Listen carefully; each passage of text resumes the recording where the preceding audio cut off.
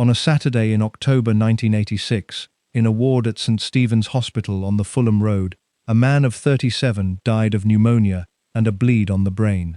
A friend of his, a public relations man named Stephen Hayter, confirmed it to the newspapers. The hospital would say only that he had died there. It would not say what. Reporters went, as reporters do, to Buckingham Palace, because the dead man had spent 12 years of his life inside it, dressing the future King of England every morning of those years, packing his cases, travelling with him, standing near enough to hear everything that was said in the private rooms. A spokesman gave them 8 words. He was a valet, and that's all we can say. That was the whole of it. Not a line of regret, no mention of the 12 years, or of the 4 residences, or of the tours, or of the thousands of ordinary mornings. The household that had employed him from the age of 17 closed the file with a single flat sentence and declined every further question. His name was Stephen Barry, and he had been personal valet to Charles, Prince of Wales. He had also done the one thing that a royal servant was never permitted to do. He had written it down. 2 volumes of memoir, published in America, sold in enormous numbers, and refused by every publisher in Britain. And from the moment the first of them appeared, the institution he had served since he was a boy behaved as though he had never existed at all. This is a story about what a great household is willing to do to a man who breaks its only rule, and about the strange, narrow trade that rule is built on. Because a servant at that level has no property, no title, no standing in the world outside. He has one asset: he knows things. And his entire value, the whole of it, rests on the promise that he will never tell. Stephen Barry told. If you find yourself drawn to the people who stand just outside the frame of a famous photograph, the one's history records in a single line and then forgets, subscribe and stay with me. This one has been left in that single line for 40 years. He had been closer to the future king than almost any living person, and when he died, the institution he served described him in a single sentence and shut the door. Consider first what the job actually was, because the modern ear hears the word valet and reaches for something quaint. A man who irons shirts, a footnote in a costume drama. That is not what Stephen Barry was, and it is not remotely the scale of the access he had. A personal valet to a member of the royal family is a fixed point in that person's day. He is in the room before anyone else in the morning, and he is often the last person in it at night. He handles the clothes, which means he handles the body, the measurements, the fittings, the state of a man's health as it changes across a decade. He knows which uniform for which regiment and in what order the medals hang. He packs for every journey, which means he knows in advance where his master is going, with whom, and for how long, sometimes before the diary secretary does. He travels everywhere. Balmoral in August, Sandringham at Christmas, Windsor at Easter, and every foreign tour in between, which in the case of a young Prince of Wales in the 1970s meant a great deal of aeroplanes and a great deal of hotel corridors. He answers the door of the private apartments. He takes the messages.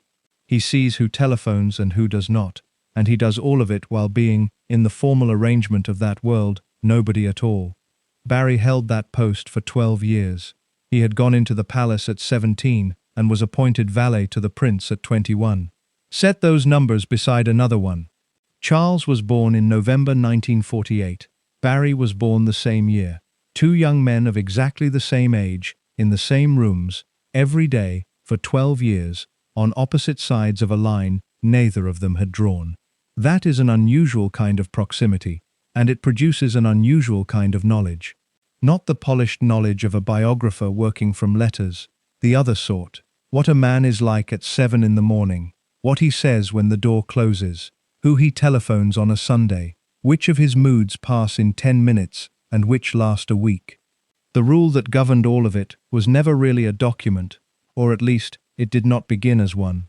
It was a culture, absorbed rather than taught, and by the middle of the 20th century, it had hardened into something close to an article of faith across the whole royal household. What happens inside stays inside. You do not describe it, you do not confirm it, and above all, you do not sell it. The rule was enforced from 2 directions at once, and both of them worked. From below, there was the reward.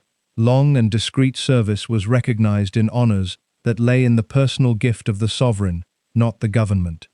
Letters after the name that climbed with the years, a grade of the Royal Victorian Order, then the next grade, and for the men who lasted 30 years, sometimes a knighthood. It was a slow ladder, and it was open only to people who kept their mouths shut. To talk was to fall off it, and out of that world for good. From above, there was simply the closing of the ranks. A royal household is a small country with its own borders. Inside it, a servant of long standing has a kind of citizenship, a place, a rank among his colleagues, a set of rooms, a purpose that repeats itself every day of the year. Outside it, he is a middle-aged man, with no qualifications, and a strange gap on his curriculum vitae. The threat did not need to be stated, because everyone in the building could see it perfectly clearly. So the code held, and it held remarkably well. Across the whole of the 20th century, the number of senior personal servants of the British royal family who wrote a substantial account of what they had seen can be counted without much effort. The valet John Dean published a gentle, protective little book about the young Duke of Edinburgh in 1954, and the household absorbed it because it betrayed nothing. After that, for decade upon decade, there was almost nothing at all. Men served 20 and 30 years at the very shoulder of the most photographed family on earth, and went to their graves without giving a single interview. Against that background, understand what Stephen Barry did. In 1981, he sold his story to an American magazine. Then came the books. Royal Service, published by Macmillan in New York in 1983, subtitled with the plain arithmetic of the thing, 12 years as valet to Prince Charles. 2 years later came a second volume, Royal Secrets. Both were published in the United States, and British publishers would not touch either of them out of deference to the palace. Hold on that last fact for a moment, because it is easy to read past, and it is the most revealing detail in the whole episode. This was not a case of a book being banned, or injuncted, or fought over in court. No judge was asked. An entire national publishing industry, commercial firms in the business of selling books that people want to read, looked at a guaranteed bestseller about the most famous couple in the world and declined it. Not because it was untrue, because of who it was about. The books sold anyway, in the country where the difference did not apply. The 2 volumes are reported to have brought Barry somewhere in the region of $1 million.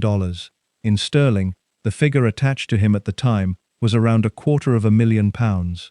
For a man who had spent his working life on a palace servant's wage, this was a fortune arriving in a single wave. It is worth being exact about what he had actually sold, because the assumption is almost always wrong. There was no affair exposed in those pages, no scandal, no denunciation, no settling of scores. The tone throughout is warm to the point of reverence, and several readers over the years have found it faintly embarrassing on that account. What Barry wrote was a description of a working life, the hierarchy of the servants' hall, the routine of a state visit, the packing of trunks, the shape of a day at Balmoral. One American magazine, noting his death, dismissed the content of both books as tame. That is the paradox at the center of this story, and everything that follows depends on it. Stephen Barry was destroyed for writing the mildest possible account of a job he had loved, because the offense was never the content. The offense was the act. The code did not say, "Do not say anything damaging." It said, "Do not say anything." A servant who publishes a kind book has demonstrated exactly the same thing as a servant who publishes a cruel one, that the seal can be broken, that the door opens, that the promise on which the entire arrangement rests is not in fact permanent. Once one man has proved that, every other man in the building becomes, in principle, a risk. And so the household did the only thing available to it. It did not sue him. It did not answer him. It removed him.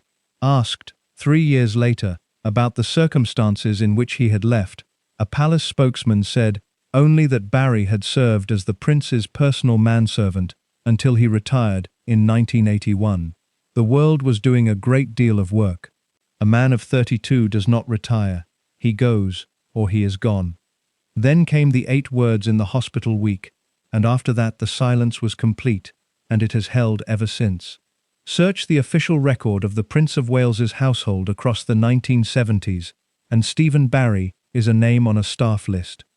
He has no memorial, no obituary in the papers of record, no line in the histories, except as a cautionary example, produced whenever another servant is tempted to write something. To understand what he lost, though, you have to see what he had first, and it was more than money, and more than proximity. It was a place in the world, the only one he ever had. He walked into it through a side entrance in the middle of the 1960s, a London teenager with no connections at all, in the last years when a boy could still enter that world at the very bottom and climb. He arrived at Buckingham Palace as a teenager with nothing behind him, in the last years when that was still a route a boy could take. The record of Stephen Barry's early life is thin, and it is worth saying so plainly at the start, rather than dressing the gaps in confident prose. He was born in 1948. He was a Londoner. He left school without any of the qualifications that were beginning, in that decade, to decide what a young man's life would look like. He entered royal service at 17 and worked his way up through a succession of junior posts before being appointed valet to the Prince of Wales at 21. The staff list dates his arrival to 1967. His first position was in the nursery, as a nursery footman. That is most of what survives about the beginning. The man himself later wrote 2 books about the household, and comparatively little about the boy who walked into it, which tells you something about how he saw his own life. The story started, in his own telling, at the gates. Set the moment properly, because the timing matters. In 1967, Britain was in the middle of the decade that is supposed to have swept all of this away. The old deference was cracking. The satirists had been at the royal family for 5 years. A boy of 17 in London that summer had a country opening in front of him that his father would not have recognized. The new universities, the expanding technical colleges, the offices and factories and record shops of an economy still running near full employment. And here was a 17-year-old choosing instead to put on a uniform designed in the 19th century and go and wait on other people for the rest of his life. It was not, at the time, an absurd choice, and the modern instinct to read it as one gets the whole story wrong from the first page. Royal service in the 1960s still offered a young man without qualifications, something that very little else did. It offered a career with visible rungs on it. It offered board, lodging, food, a uniform, and a wage on top. It offered travel of a kind that a working-class boy would otherwise never see. Australia, the Caribbean, the royal yacht, the great houses of Scotland in August. Above all, it offered belonging, which turned out to be the thing that mattered most, and which would in the end be the thing that killed him when it was taken away. Understand the world he was entering, because it was genuinely vast and genuinely strange. Buckingham Palace has around 775 rooms. Close to 200 of them are bedrooms for staff. In the years Barry lived there, several hundred people worked in the occupied royal palaces, and the great majority of them were domestic staff who had nothing whatsoever to do with the constitutional side of the monarchy. They ran through a building. They ran 4 buildings, in fact, because the household moved, and the household did not simply visit. The migration set the rhythm of Barry's whole adult life. Christmas and the New Year at Sandringham in Norfolk, Easter at Windsor, the summer in Scotland, at Balmoral and the smaller houses on the estate, London in between. When the family moved, the domestic household moved with it, in vans and on trains, carrying the linen and the plate and the clothes and the dogs, opening up a house that had been shut for 11 months and closing another one behind them. A footman in that system did not have a home in any sense a normal person would recognize. He had a room in whichever building the family was currently in. The internal structure was ancient, minutely graded, and taken with complete seriousness by the people inside it. At the top of the domestic side sat the master of the household, running the whole operation. Beneath him, a descending order of offices, some of them with titles that had not changed in 2 centuries. The pages of the back stairs, the most senior of the personal attendants, who worked closest to the family and had usually spent 30 years getting there. The sergeant footman, the yeoman of the gold and silver pantry, the yeoman of the glass and china. Under butlers, footmen, nursery footmen, dressers, valets, chefs, kitchen porters, housemaids. The point of that list is not its quaintness. It is that every single one of those posts had a defined rank relative to every other one, and everybody knew it, and the servants' hall enforced it far more rigidly than the family upstairs ever did. Where you sat at meals was determined by your rank. Who spoke to you first was determined by your rank. A junior footman did not address a page of the backstairs the way he addressed another footman, and the correction, if he tried, would come from his own colleagues rather than from anyone above stairs. Barry started at the bottom of that ladder, in the nursery. It is a small detail with a lot inside it. A nursery footman in 1967 was attached to the youngest children of the family. Prince Andrew was 7 that year. Prince Edward was 3. The nursery was a genuinely separate world within the palace, with its own staff, its own routine, and its own timetable, run by nannies, and largely sealed off from the formal life of the building. A boy of 17 posted there was being placed somewhere, the stakes were low, and the training could happen quietly. And the training, by every account of how that household worked, was almost entirely a matter of absorption. Nobody sat a new footman down and explained the code. He learned it by watching what the senior men did, and, more importantly, by noticing what they did not do. They did not repeat what they heard. They did not look at what they were not meant to see. They did not react. A footman standing at a sideboard through a family dinner hears conversations that would fill a newspaper, and the entire skill of the job is to hear them and go on standing exactly as before. That skill has a name in the servants' hall, and it was the highest compliment available there: discretion. It was not treated as a restriction or a burden. It was treated as the craft itself, the thing that separated a professional from a boy in a borrowed coat, and men were proud of it, in the way a tradesman is proud of clean joinery. Stephen Barry was, by all the evidence, very good at it. He rose fast. From the nursery he moved into the main household as a footman, into the livery and the state occasions, the scarlet coat and the long hours of standing, then upward again through the junior grades.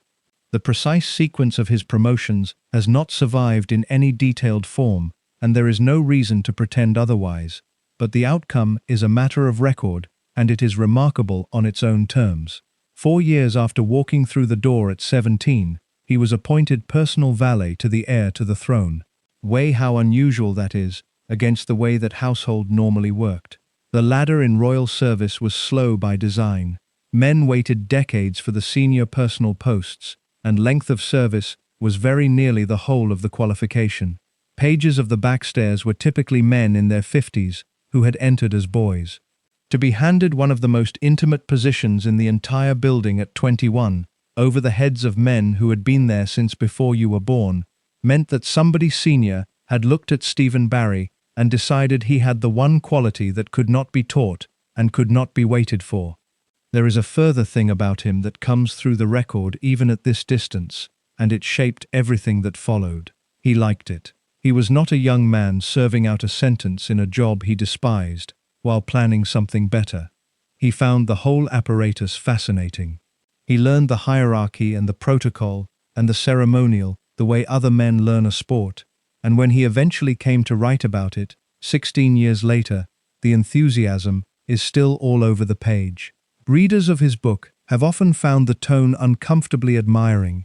That was not a pose adopted for publication. It appears to have been exactly how he felt from the age of 17 onward, which is the quiet tragedy sitting underneath this entire story, and it is worth placing here, at the beginning, before the rest of it happens. The institution that would one day describe him in 8 words was the only place Stephen Barry ever really belonged. He had no profession outside it. He had no education that the world outside recognized. He had entered at 17 and been shaped entirely by a set of rooms, a set of rules, and a set of people. And by 21, he had gone further inside than almost anyone his age had ever gone. A servant's whole standing rests on a promise of permanent silence, and at 21, Stephen Barry had every reason on earth to keep it, because that world was giving him everything he had. He would go on giving it back for 12 years, and then the terms would change without warning, and by then he would be 32 years old and qualified for nothing at all. But that was a long way off in 1970, and what happened in 1970 was the making of him. A post came free at the very top of the personal staff, in the private apartments of a young prince who was almost exactly his own age, and the household did something it hardly ever did.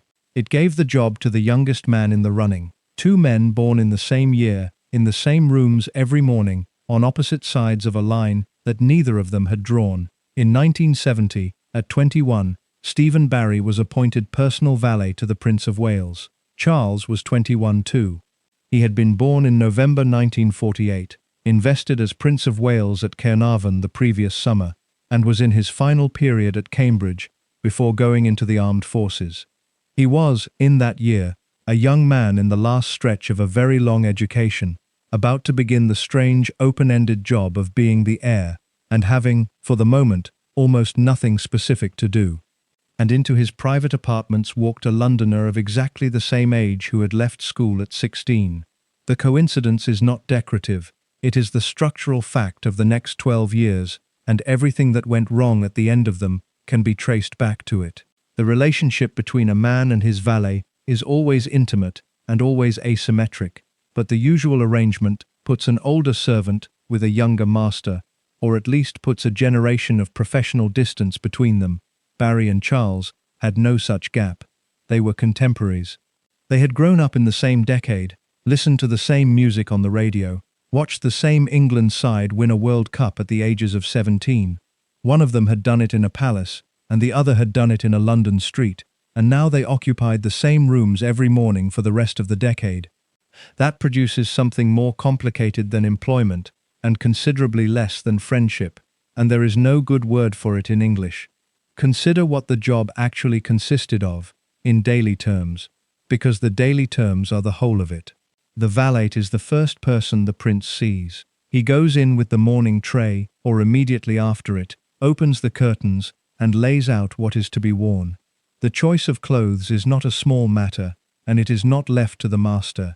There may be 4 changes of dress in a working day, a suit for the morning appointments, a uniform for a regimental engagement, a different set for an afternoon in the country, formal evening dress at 7.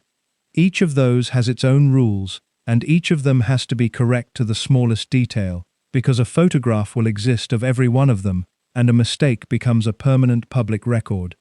The valet knows which regiment goes with which uniform, and which of the several uniforms of that regiment is appropriate to that particular event, and which orders and decorations are worn with it, and in what order they hang, and whether the occasion calls for the full insignia or the miniatures.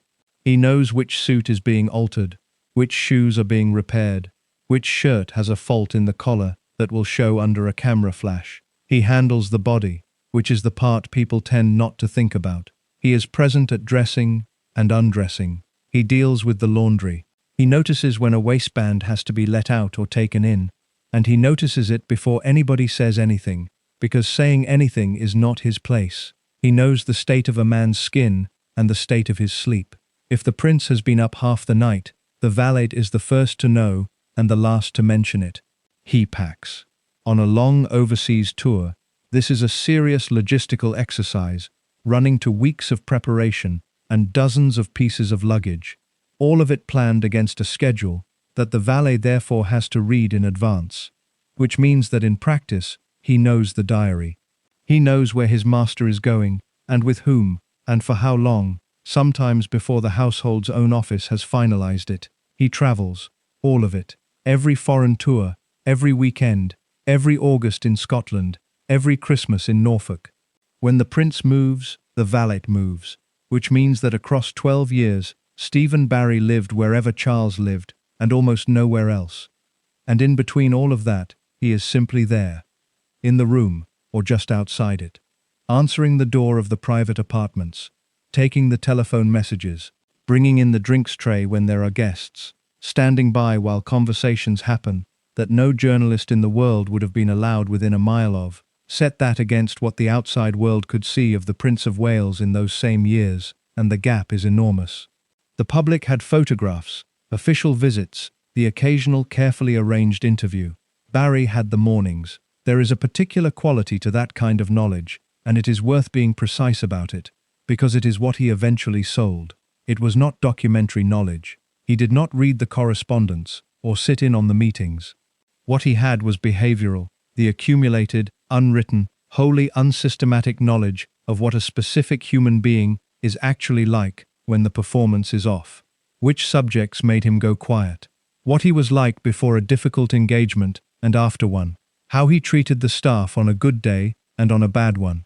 Which friendships were real and which were arrangements. Who telephoned him and how often. No biographer has that. No historian can reconstruct it. It exists only in the memory of the handful of people who were physically present, and by the design of the entire system, those people never write anything down. Now weigh what Barry got in exchange for holding it. The senior domestic staff of the royal household were not badly treated by the standards of domestic service, and they were considerably better placed than most young men of Barry's background in the early 1970s. Accommodation was provided, food, and the uniform. The wage on top of that was modest, but it was almost entirely disposable. There was travel that money could not otherwise buy. There was a pension at the end of a long career, and, for those who lasted, the honours of the Royal Victorian Order, which came from the sovereign personally, rather than from any government list. But the honours ladder was built for length of service, and this is where the arithmetic of Stephen Barry's life quietly went wrong at the very moment it appeared to be going right. The system rewarded men who stayed 30 and 40 years. It had no particular mechanism for a man who arrived at the top at 21. He had reached, at an age when most of his colleagues were still in the servants' hall waiting their turn, a position from which there was essentially nowhere further to go. He could hold it. He could hold it for 4 decades and end as a page of the backstairs with letters after his name. What he could not do was leave it and become anything else, because by 1970 he was already unqualified for every occupation in Britain except this one. That is not a criticism of the choice. At 21, it would have looked like a triumph, and it was one. It is simply the shape of the trap, visible from a distance of 50 years and completely invisible from inside the room. There is one more element of the arrangement that deserves saying carefully, because it was central to Barry's life, and it has been handled crudely almost everywhere it has been mentioned. Stephen Barry was openly homosexual, and the reporting at the time of his death recorded that this was known within the household. One account of the period states that the prince was aware of it. Set that against the law and the atmosphere of the period. Homosexual acts between men in private had been decriminalized in England and Wales only in 1967, the year Barry entered the palace, and the change in the statute did very little to change the climate around it. Through the whole of the 1970s, a man in a public-facing institution who was open about it was taking a risk that a modern audience has to work to imagine. 2 things follow from that, and they pull in opposite directions. The first is that the royal household, for all its rigidity, seems to have been in practice a place where this was tolerated in a way that a great many British workplaces of the same decade were not. Domestic service had long been one of the few professional worlds in which a discreet gay man could have a settled career without pretending very hard, and the servants' hall generally knew and generally left it alone. The second is that toleration inside an institution is not the same thing as protection outside it, and it depends entirely on remaining inside.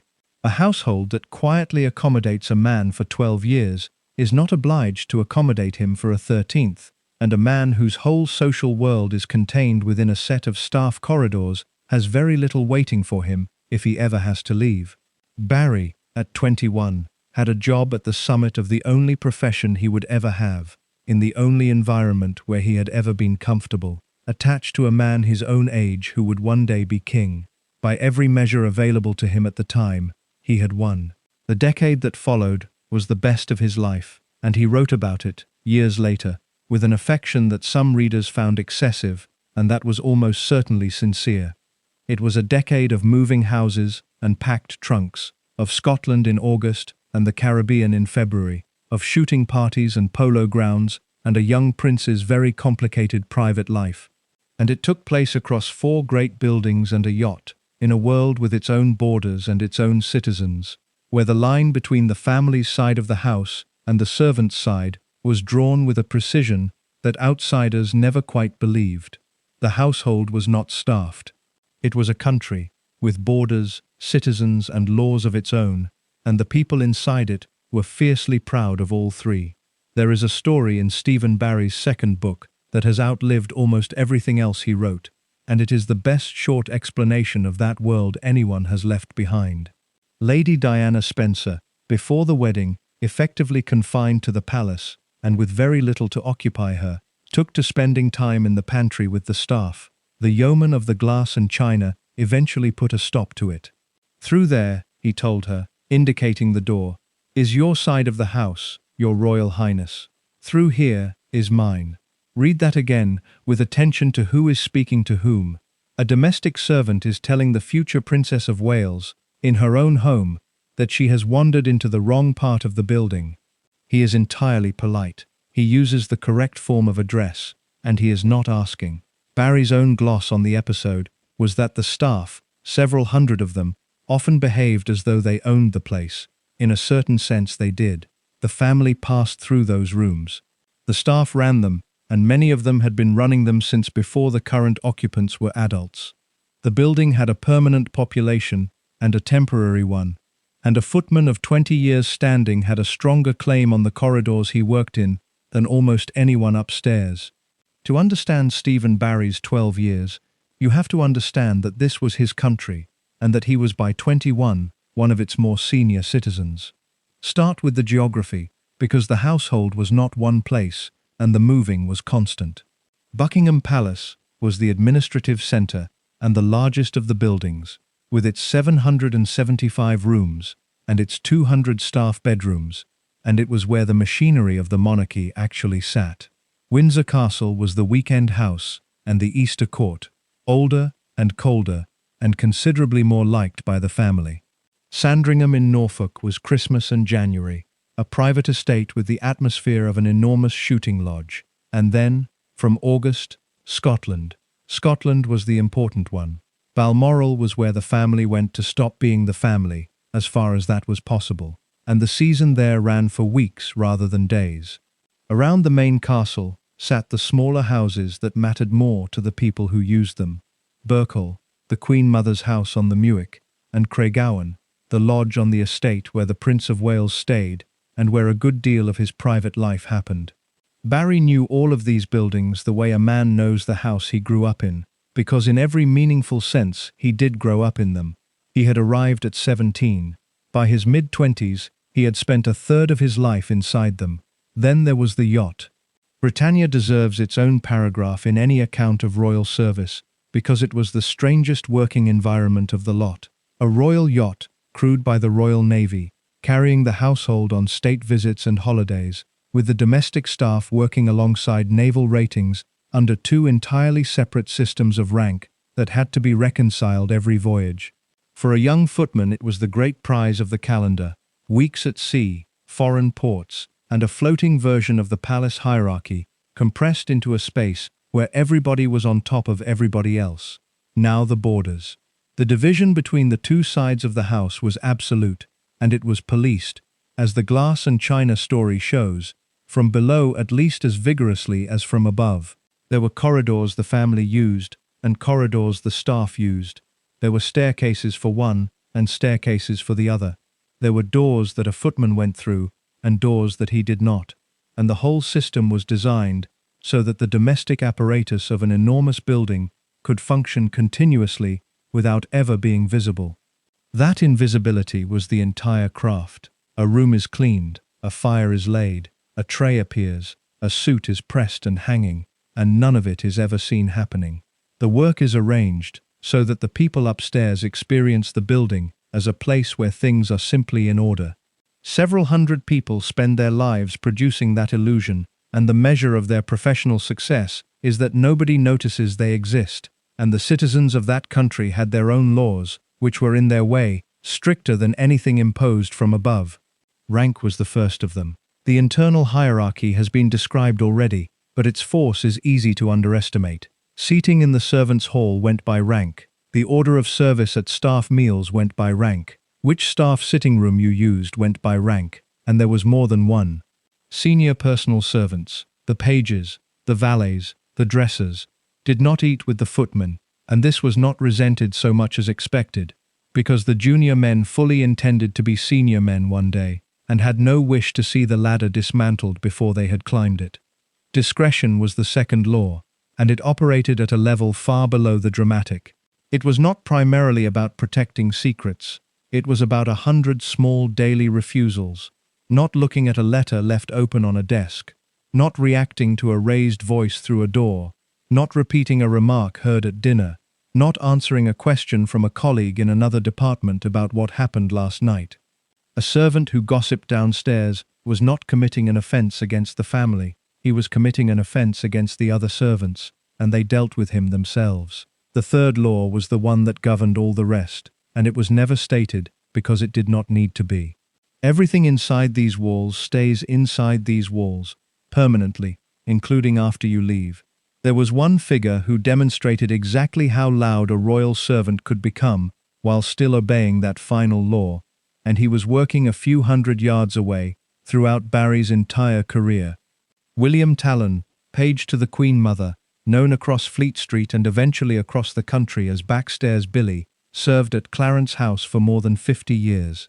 He was flamboyant, gossiped about, a public character in his own right, a figure of London legend, and in half a century he never wrote a book. He is proof that the code did not require a man to be dull or invisible or humble. It required exactly one thing of him. Against that backdrop, consider what Stephen Barry's position inside this country actually was by the mid-1970s. He was young, in a hierarchy that ran on age. He held one of the 4 or 5 most intimate posts in the entire domestic establishment. He had access to a private apartment that most of his colleagues would never enter. He traveled constantly, which meant that on any foreign tour, he was one of a tiny handful of people, rather than one of several hundred. He handled a diary that his own seniors did not always see. That is an unusual amount of standing for a man in his 20s, and it was standing of a peculiar sort, because it existed only in relation to one person. A yeoman of the glass and china has a department. A master of the household has an office. A personal valet has a prince, and nothing else. His entire position in that country was a function of proximity to a single individual, which meant it could survive anything except the loss of that proximity. He seems to have loved every part of it. This is the point that the later story keeps obscuring, and it needs stating clearly. Barry was not a resentful servant compiling a case.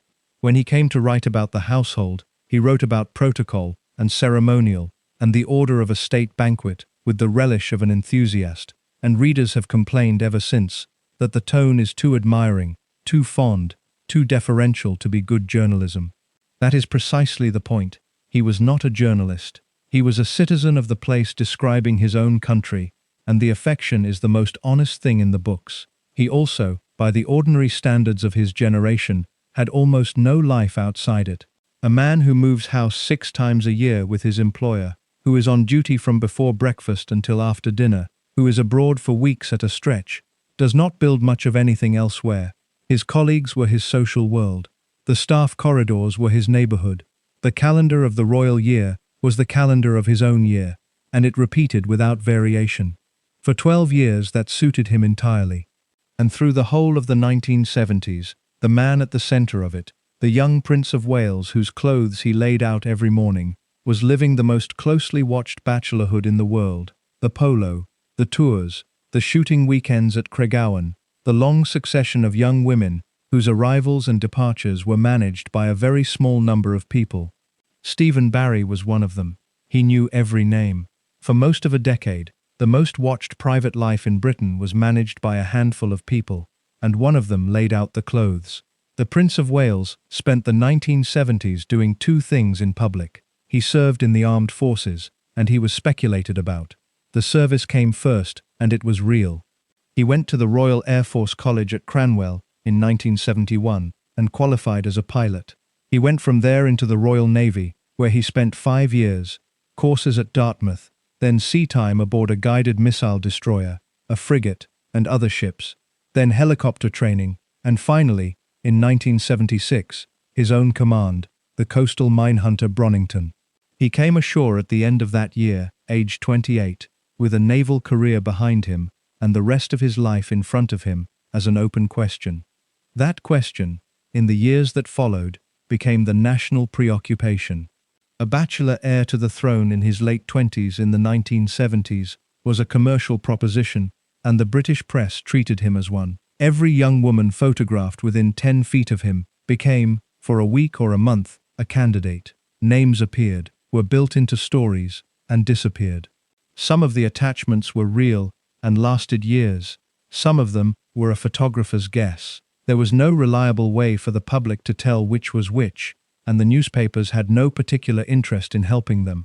Behind that noise sat the actual arrangements, and the actual arrangements required staff. This is the part of the decade where Stephen Barry's position becomes genuinely singular, and it needs setting out carefully, because the obvious inference is the wrong one, and the interesting truth is duller and much more useful. A prince's private life is a logistical operation. Someone has to know that a particular guest is expected at Craiggowan for the weekend, because someone has to see that the right room is prepared. Someone has to arrange the travel and know who is on the passenger list. Someone answers the telephone in the private apartments and takes the message and knows the voice. Someone is aware that dinner is for 2 rather than 8. Someone packs for a journey and therefore knows what kind of journey it is. That someone, across the whole of the 1970s, was a very small group of people. The private secretary and his office handled the official diary. The protection officers went everywhere by law and saw everything by definition. And the personal staff, the page and the valet, handled the domestic reality inside the rooms. Barry was in that group from the age of 21. What he possessed as a result was not gossip in the ordinary sense. It was something more specific and much rarer, the ability to distinguish. He knew which of the reported attachments were newspaper inventions, which were friendships being misread, which were serious, and which had ended. He knew the sequence and the duration. He knew who came back after the papers had declared it finished, and who never appeared again. Nobody outside a circle of perhaps a dozen people had that. It was, in the plainest commercial terms, the most valuable unwritten information in Britain, and it was held by men on domestic servants' wages who had all been raised in a culture that made selling it unthinkable. The culture did the work, and it did it well. Across the entire decade of the most intense press speculation about the Prince of Wales's private life, essentially none of it came from his household. The newspapers ran on photographers, on friends of friends, on the social circuit, and on invention. The one group of people who could have supplied verified detail supplied nothing at all. One relationship from those years has to be mentioned, because it is now the most examined thing about the whole decade, and it has to be mentioned carefully. Charles met Camilla Shand in the early 1970s. She married Andrew Parker Bowles in 1973 and became Camilla Parker Bowles. The friendship continued afterwards. All of that is a matter of established public record, and the shape of what it meant has been documented at length by both parties in the decades since. What is relevant here is a narrower point about the household. The staff knew, not as a scandal and not as a discovery, simply as a fact of the working week, in the way that a man who arranges rooms and answers telephones knows who is expected. And they knew it for years before the public knew any of it, and for the whole of that time, not one of them said a word.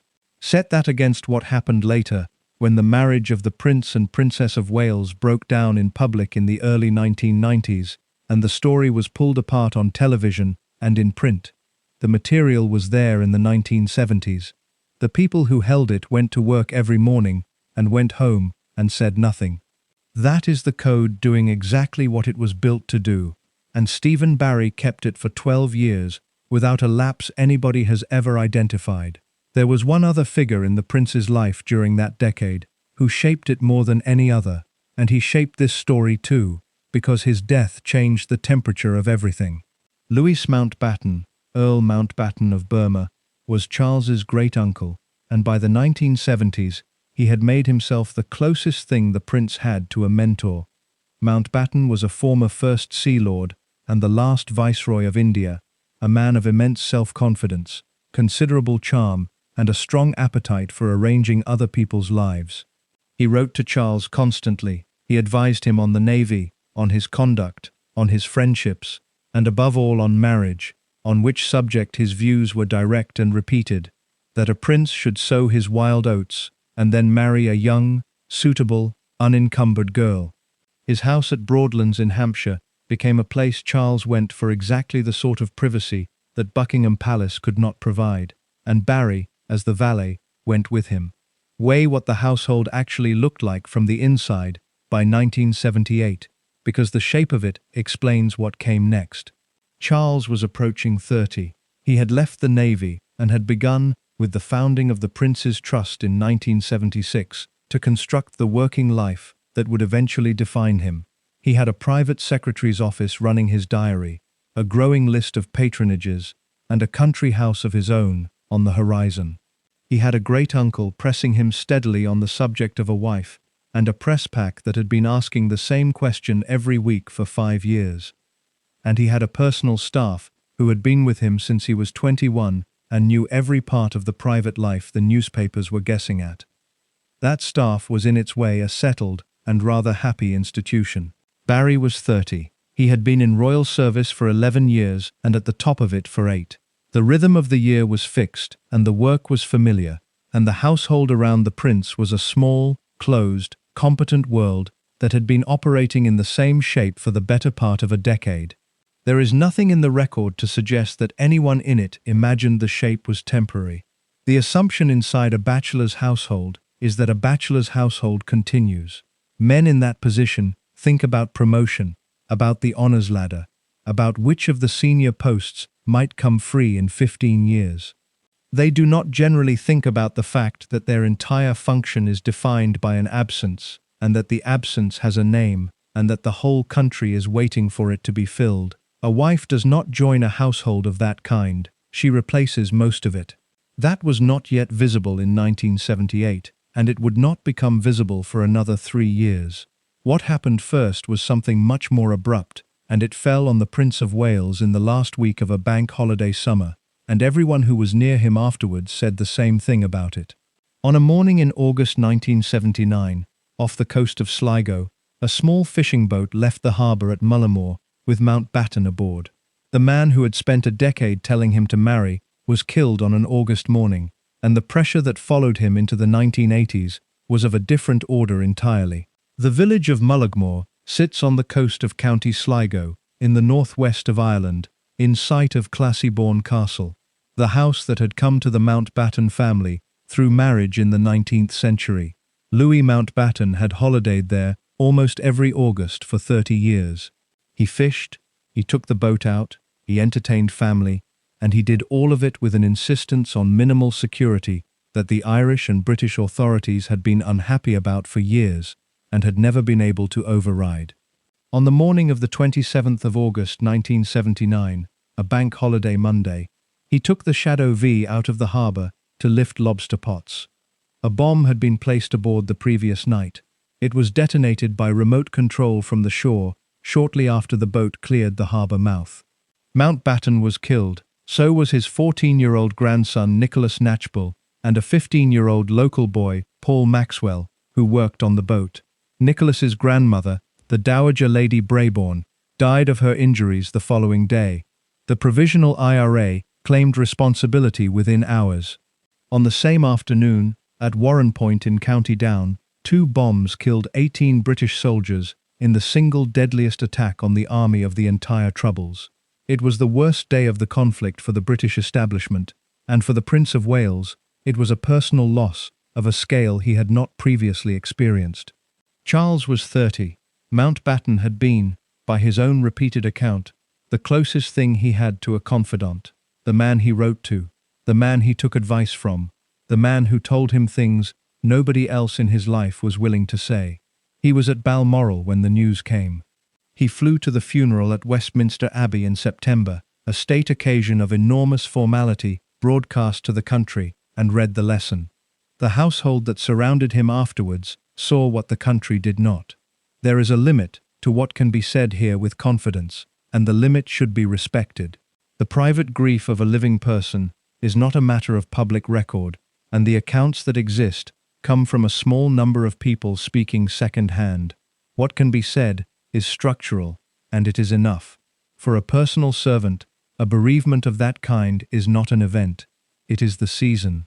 The valet is the man who is in the room first every morning of it, and who takes the clothes out for the funeral, and who packs for the journeys to the memorial services, and who then continues to be in the room first every morning for the year afterwards, when the public occasions have finished, and the country has moved on, and the person he works for has not. Nobody else does that. The private secretary handles the diary. The family are, by the nature of that family, at a certain distance from one another. The valet is there at 7 in the morning, every day, for as long as it takes, and he is required by the entire logic of his position to see everything and say nothing about any of it. That is the closest thing to intimacy the arrangement allows, and it is not a small thing. It is also completely one-directional, which is a fact that will matter enormously later.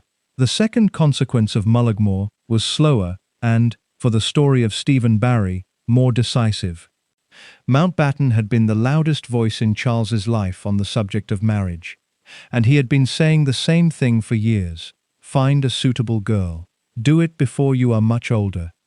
His letters on the subject were direct to the point of bluntness, and their argument was entirely conventional, that the heir had a duty to marry and produce children, that the field of acceptable candidates was narrow, and that a young woman with no history behind her was greatly to be preferred to an interesting one with a past. With Mountbatten dead, that argument did not disappear.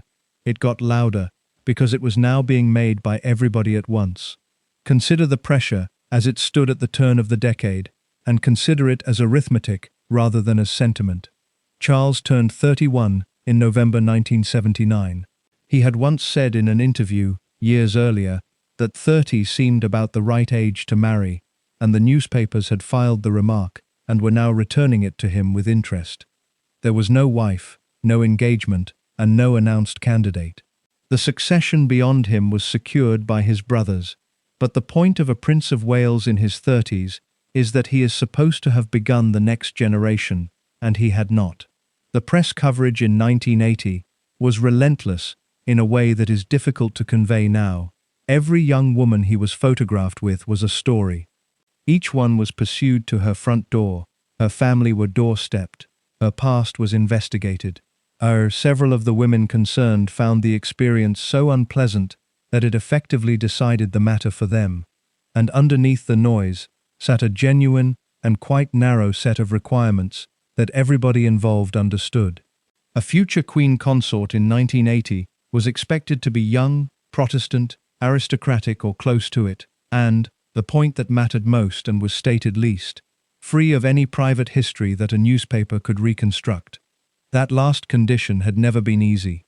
By 1980, with the press operating as it now did, it had become close to impossible for any adult woman in her 20s who had lived a normal life, which meant, in practice, looking for someone very young. The household felt all of this directly, because the household was where the consequences landed. Weekends had to be arranged with an eye to who would be photographed arriving. Guest lists became a security question and a press question at the same time.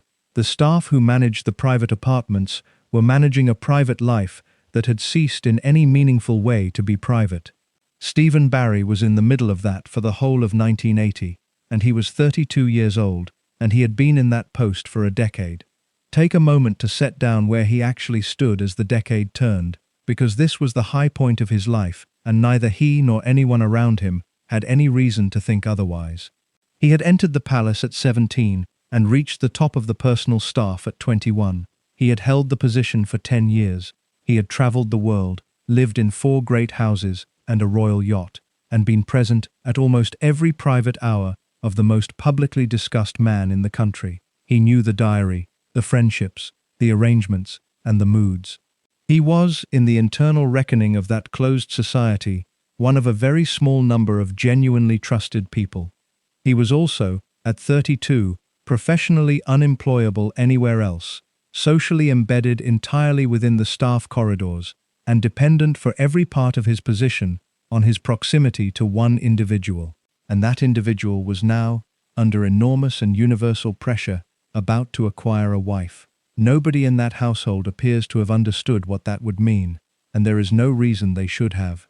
A great house absorbs new arrivals all the time. Households have absorbed royal marriages for centuries without dissolving. The assumption inside the building would have been the obvious one, that a Princess of Wales would come with her own dresser and her own lady-in-waiting and her own arrangements, that the two establishments would be merged in the usual way, and that the men who had run the prince's private life for a decade would go on running it. That assumption was reasonable, and it was wrong, and the reason it was wrong had nothing to do with anybody's personality. A bachelor's valet does a great many things that, in a marriage, a wife simply does. Not the uniforms, and not the packing. The other things, the small daily management of a man's private hours, the answering of the door, the knowledge of who is coming and when, the position of being the person who is closest, those are not duties that can be shared out. There is one such place in a household, and by the middle of 1981, there were two people standing in it. In the summer of 1980, at a country weekend in Sussex, Charles fell into conversation with a 19-year-old he had known slightly for years, the youngest sister of a woman he had once taken out, a girl who had grown up on the Sandringham estate, a few fields from the house where he spent every Christmas. Her name was Diana Spencer. She came into the building at 19 with almost nobody of her own, and the household that received her had been built entirely around a bachelor. Diana Spencer was born on the 1st of July 1961 at Park House on the Sandringham estate, a large property leased from the Crown, standing within sight of the royal residence itself. Her family had served the monarchy for generations. Her father was heir to the Spencer earldom. Both of her grandmothers had been intimates of Queen Elizabeth, the Queen Mother. The persistent description of her as a commoner who married up was always wrong. She was born a few fields from the house where the royal family spent every Christmas, into a family woven more tightly into the private world of the Crown than almost any other in England. She had known Charles and his brothers as a child, in the way that neighbouring children on an estate know one another. She was also, in the summer of 1980, 19 years old. That is the number that matters most in everything that follows. Charles was 31. The gap was 12 years, and it was not a gap of years alone. He had commanded a warship. She had left school without passing her O-levels, and was working part-time at a kindergarten in Pimlico and sharing a flat in Earl's Court with 3 friends. Whatever else can be said about what came next, one side of the arrangement had lived a great deal more of an adult life than the other. The courtship, such as it was, ran through the autumn and winter of 1980, and it ran under conditions that would have been difficult for anyone and were close to unbearable for a teenager. Once the newspapers identified her, they did not leave. The photographers waited outside her flat. They followed her to work. There is a famous photograph from that period, taken outside the kindergarten with the sun behind her, and the fact that it exists at all tells you everything about the level of attention she was already under before anything had been announced. Through all of it she conducted herself with a composure that impressed everybody who watched, and the press, having found no history whatsoever to reconstruct, decided she was perfect. That verdict, arrived at within weeks, was the beginning of a great deal of what went wrong afterwards.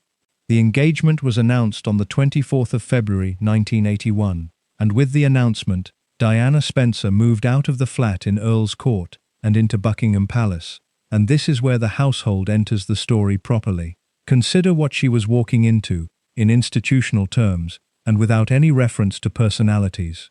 She was 19, unmarried, and now resident in a building with several hundred staff, an internal hierarchy 2 centuries old, and a set of unwritten rules that everybody around her had absorbed over decades, and nobody was going to sit her down and explain.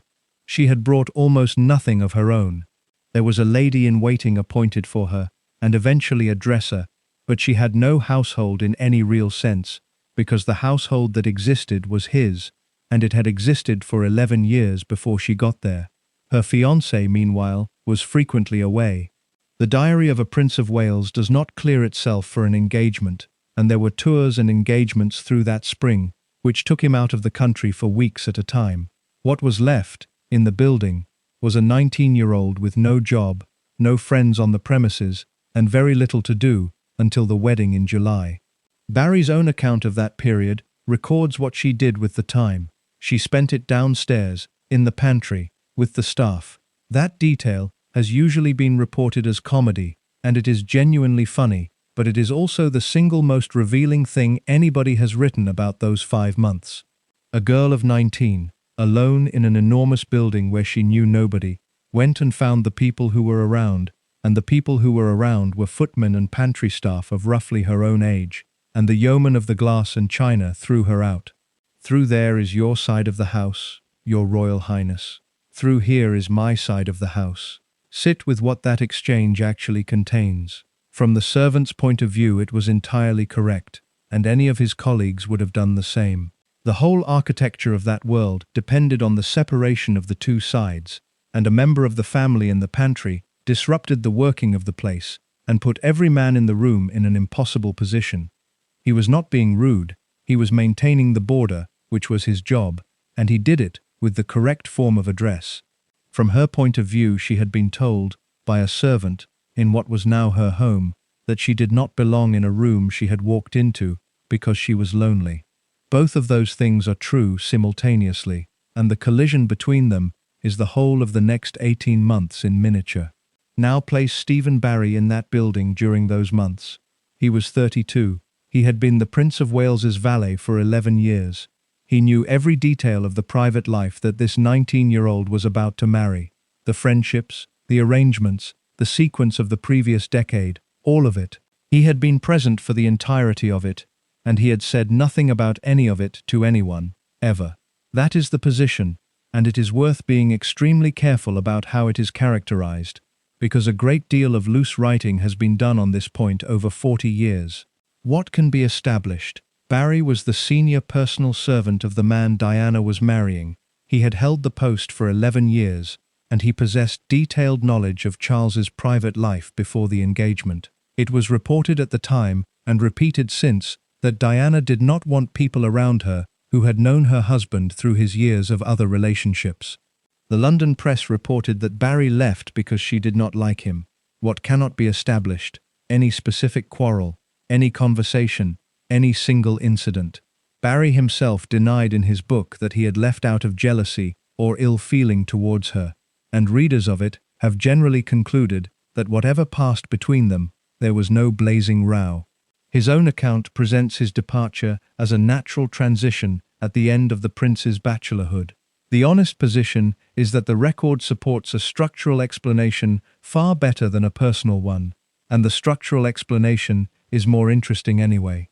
The wedding took place on the 29th of July 1981 at St. Paul's Cathedral, before a television audience estimated at 750 million people, with 600,000 more lining the streets of London. It was the largest audience a single event had drawn to that point in history. Downstairs, in the working part of the building, the wedding was something else again. The largest logistical operation the household had run in years, months in preparation, every department stretched, and then a honeymoon to arrange. A few days at Broadlands, then a fortnight aboard Britannia in the Mediterranean, then Balmoral for the rest of the summer.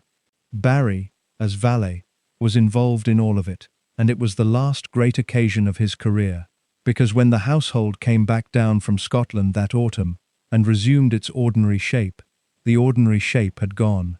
There was no longer a bachelor's establishment at the centre of it.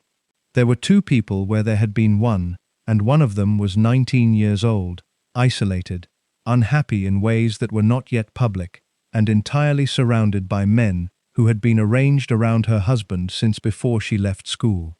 A household is not infinitely elastic. There is exactly one position at the center of a man's private life, and until July 1981, a small number of long-serving servants had shared it between them. They were about to discover that the job they had been doing for 11 years had been abolished by a wedding, and that nobody was going to say so out loud. Nobody sacked the bachelor establishment.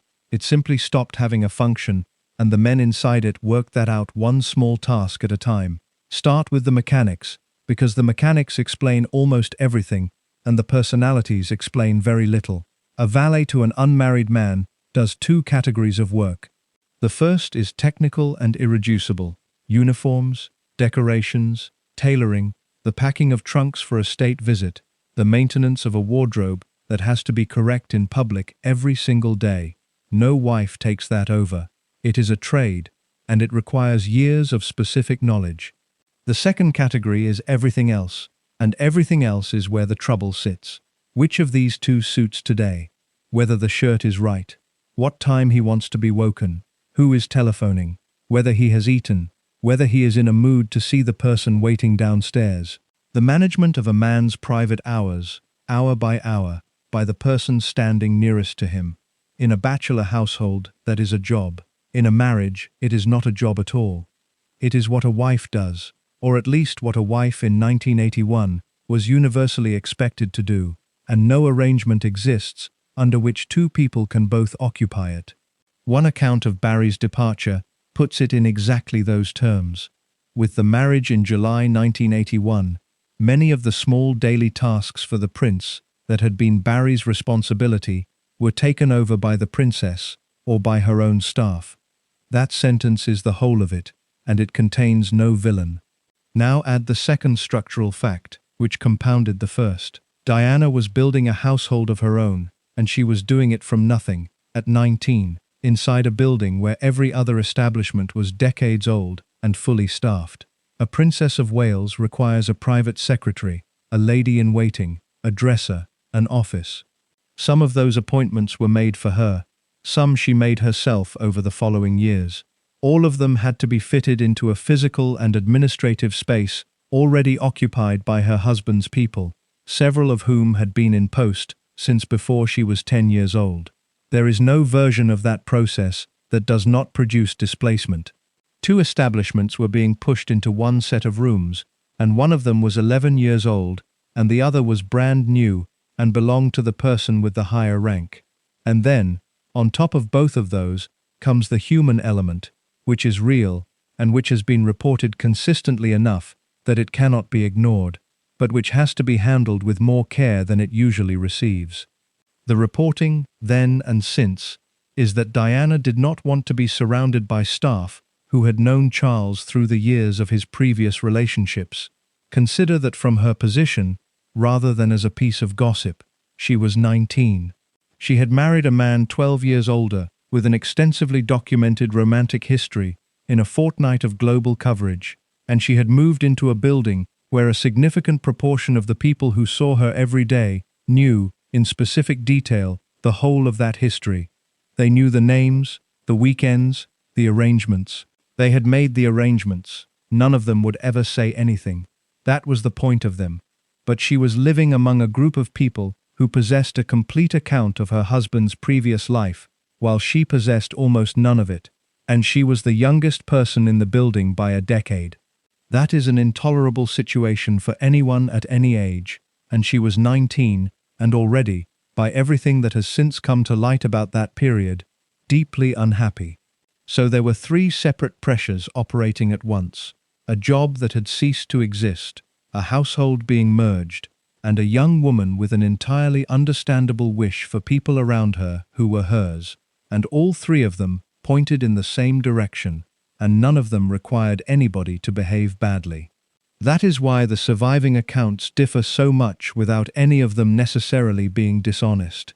Barry, in his book, defended himself against the charge that he had gone out of jealousy or ill feeling over Diana, and he was gracious about her in print. He presented his exit as a natural close to an era, the end of the prince's bachelorhood, and the right moment to make a graceful departure.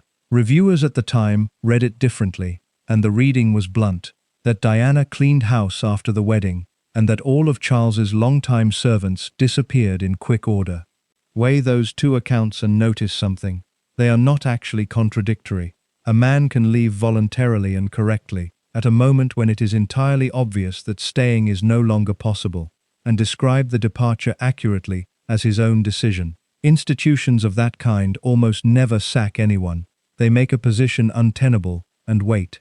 One assessment of the book noted that whatever passed between them, there does not appear to have been a blazing row, and that the 2 of them never really got on. That is probably as close to the truth as anyone will get. Not a confrontation, a cooling, spread over months, in a building where nothing is ever said directly. There is one more thing in that book which is worth flagging here. because it complicates the sympathetic reading of Barry, and the script should not pretend otherwise. The other member of the family who comes off badly in his pages is the Princess Royal, who is reportedly never mentioned without a sneer. That is not the writing of a purely neutral observer. It is the writing of a man with opinions about the people he served, formed over 12 years, which he had never been permitted to express, and which surfaced the moment he had a page to put them on. That is worth holding on to, because it is the first visible sign of something that the code was specifically designed to contain. A servant does not merely know things, he has views. 12 years of standing in a room while other people conduct their lives produces judgments, and the entire discipline of the profession consists of never letting a single one of them show. Barry had held that discipline perfectly for 12 years. Within 18 months of leaving, it was gone. Set down the shape of the thing as it stood at the end of 1981. Charles was 33 and married. Diana was 20 and pregnant. William would be born in June 1982. The prince's household was reorganizing itself around a couple rather than a bachelor, and the reorganization was happening quietly, department by department, in the way such things always happen in that world. And the senior personal staff of the old establishment were being dispersed. The pattern noted at the time was that Charles's longtime servants went in quick succession. Stephen Barry was 33 years old. He had been in royal service for 14 years and at the top of it for 11. He had no other profession, no qualifications, no significant life outside the staff corridors, and no realistic prospect of an equivalent post anywhere else, because there was no equivalent post anywhere else. There is precisely one Prince of Wales. He had one thing. He had 12 years of the most sought-after unwritten knowledge in Britain, at a moment when the couple he had served had just become the most commercially valuable subject in the world, and when every publisher and magazine editor in the English-speaking world was looking for exactly one thing, somebody who had actually been in the room. The code that had held him for 14 years had been enforced by two mechanisms: reward for those who stayed, and exclusion for those who talked. He had just been excluded anyway. The palace used one word to describe what happened to him, and the word was doing a great deal of work. Asked about it years afterwards, a Buckingham Palace spokesman said that Stephen Barry had served as the prince's personal manservant until he retired in 1981. Pressed on the circumstances of the departure, the palace declined to comment at all. Retired. He was 32 when it happened, and 33 by the time it was finished, and there is no profession in Britain in which a man of that age retires. The date itself is slightly unstable in the record, and the instability is worth a sentence of its own, rather than being smoothed over. Contemporary news reports put his departure at 1981, after 12 years in the post. Other accounts place the end of his service in 1982. The likeliest reconstruction is that the process ran across both years, a role dissolving through the autumn of 1981 and a formal exit completed the following year, and that different sources fixed on different points in it. That ambiguity is itself characteristic. Nothing about it happened on a single announced day, because nothing in that institution ever does. What is not ambiguous is what he walked out into. Consider his position with some precision, because the whole of the rest of this story rests on it, and it is usually skipped in 3 words. He was 33 years old. He had entered employment at 17 and had held exactly one employer since. He had no formal qualifications of any kind. He had gone into the palace straight from school without them, and nothing in 14 years of royal service had produced any. He had no trade certificate, no professional membership, no examinations behind him.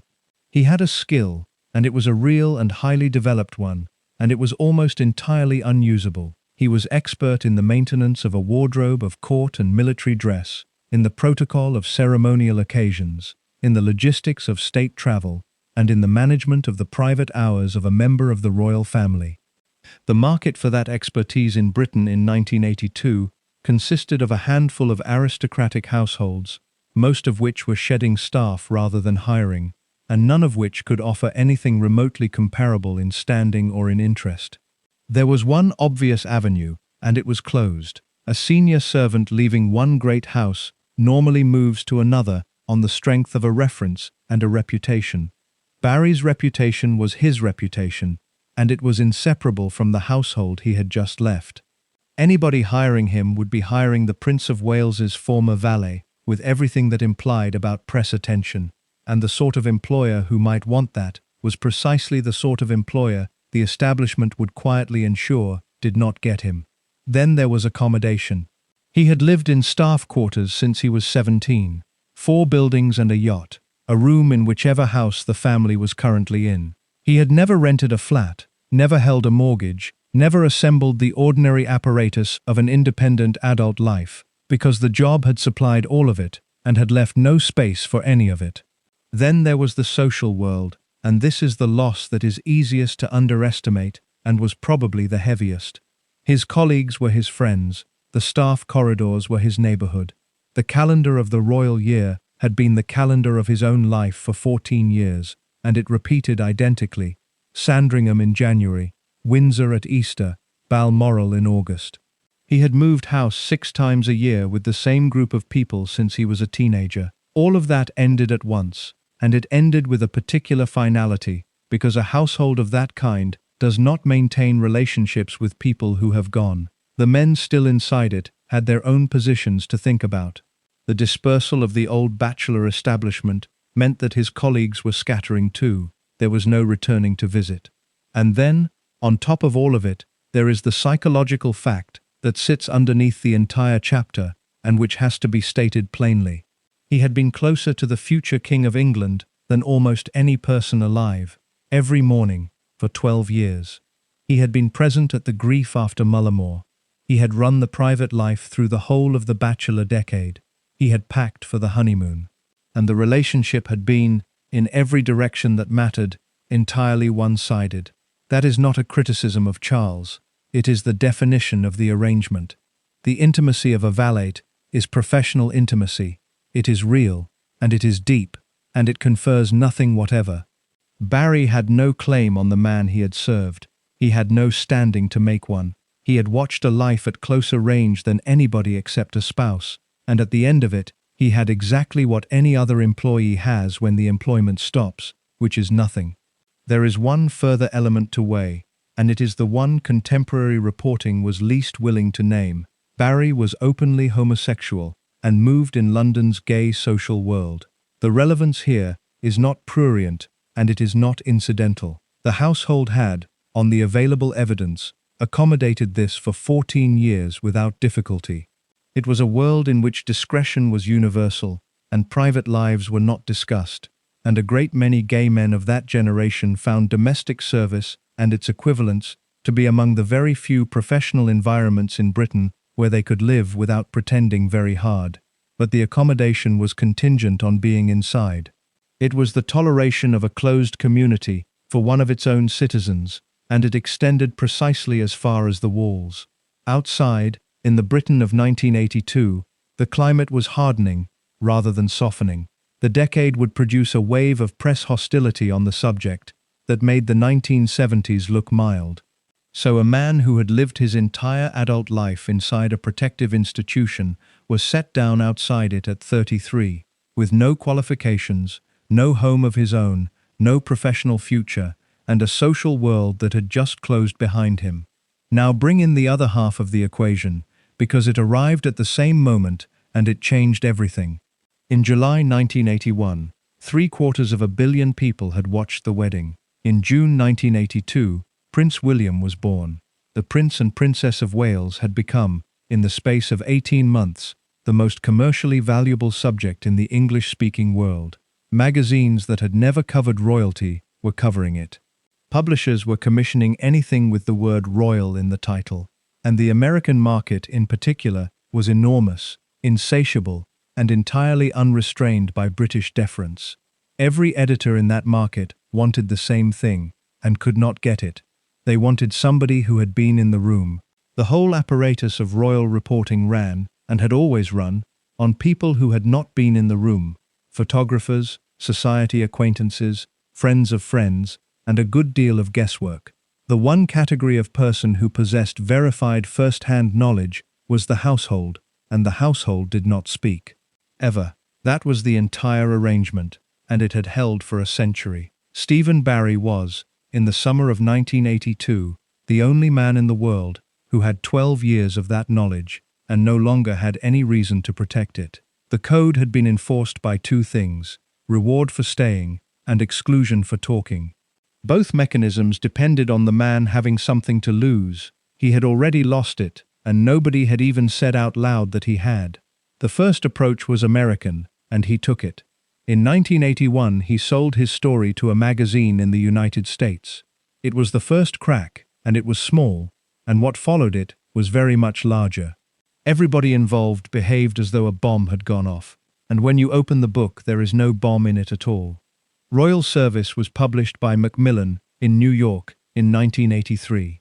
It ran to a normal-length hardback with two 8-page sections of black and white photographs, royal occasions, travel, the ordinary furniture of a working life. A paperback followed. The publisher's summary of the contents promised an intimate look at the responsibilities, relationships, and social life of the future king. Third Mind Books +2. There is a quick way to see what is actually inside a book, and it is to look at the index of terms that recur through it. For Royal Service, that list reads: arrived, asked, Australia, Balmoral, bedroom, Burkhall, breakfast, Buckingham Palace, chef, clothes, corridor, Craiggowan, dinner, dogs, dressed, drink, engagement, equerry, footman, garden, guests, Highgrove, holiday, honeymoon, household, kitchen, lunch, morning, nursery, plane, policeman, polo, Sandringham, sergeant footman, shooting, trooping the colour, valet, wedding, weekend, Windsor. Amazon. That is not the vocabulary of an exposé, that is the vocabulary of a job. Consider what the book actually contains, because it is genuinely surprising once you know what the reaction to it was. It contains a description of the internal architecture of the royal household, the ranks, the departments, the strange antique offices, who defers to whom in the servants' hall. It contains an account of the annual migration between the 4 residences and the practical business of opening and closing houses. It contains the mechanics of a state occasion from the domestic side, what has to happen in the building before anybody upstairs puts on a uniform. It contains the logistics of an overseas tour. It contains the routine of a day, the tray, the curtains, the clothes laid out, the 4 changes of dress, the packing. It contains anecdotes, and the anecdotes are almost uniformly small and affectionate. Dogs, breakfast, what people ate, the differences between the houses and which ones the family actually liked. One reader, coming to it decades later, found it well written and clear, and came away with a better understanding of how the place worked behind the scenes. Another said the account of palace hierarchy was the most interesting thing in it, and that the extent of that hierarchy had been a genuine revelation. Goodreads Internet Archive. Now consider what it does not contain.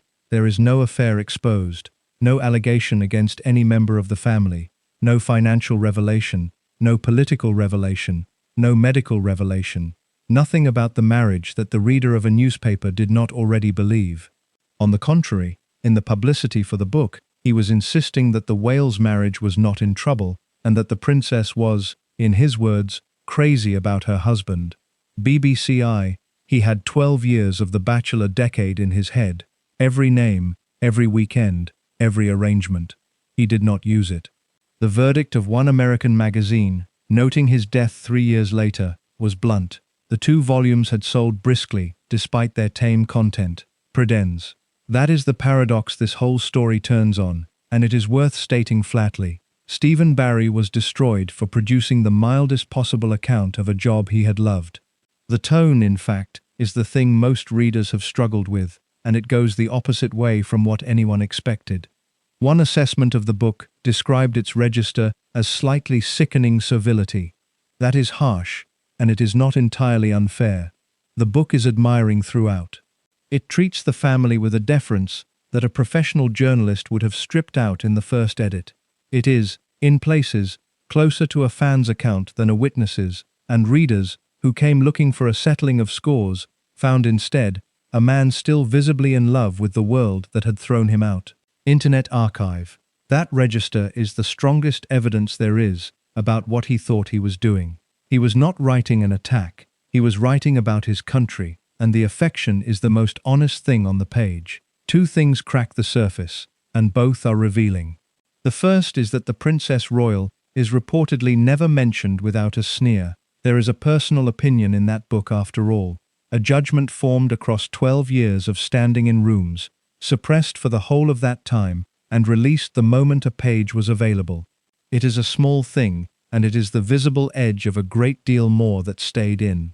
Internet Archive.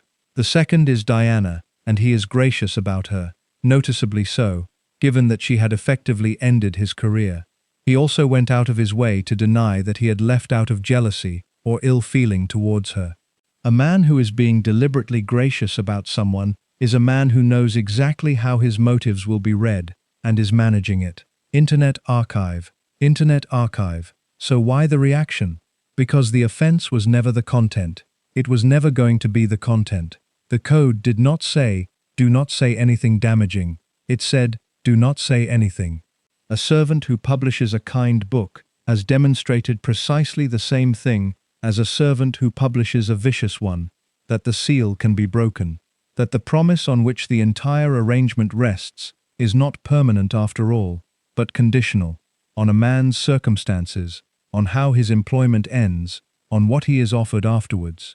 Once a single person has proved that, every other person in the building becomes a theoretical risk, and the value of the whole system falls, which is why the punishment fell with the same weight it would have fallen with if he had written something devastating. There was nothing to sue over, and nothing to deny. He was simply removed from the record. There is one more thing to say about royal service, and it is a fairer verdict than either the palaces or the reviewers. It is now a primary source, and there are almost none of those. Nearly everything written about the domestic life of the modern British monarchy is written from outside, by journalists working second-hand, by historians working from papers, by biographers reconstructing from interviews with people who were near but not in. The number of detailed first-person accounts of how that household physically operated, written by someone who worked in it at the top of the personal staff, can be counted on one hand. Barry's is one of them. 40 years on, the passages about the hierarchy and the migration and the pantry are the parts that survive, and they survive precisely because nobody else was willing to write them down. The line about the two sides of the house is still quoted because it came from a man who was standing there. Google Books. He was punished for producing the only kind of thing his position could produce, and the thing he produced turned out to be worth keeping.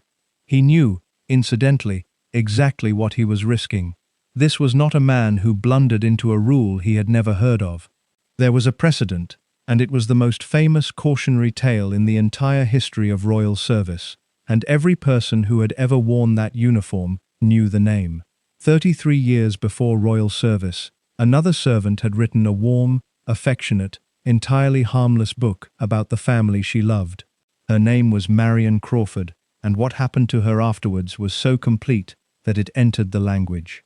33 years before Stephen Barry, another servant wrote a warm and harmless book about a family she loved, and what happened to her afterwards entered the language.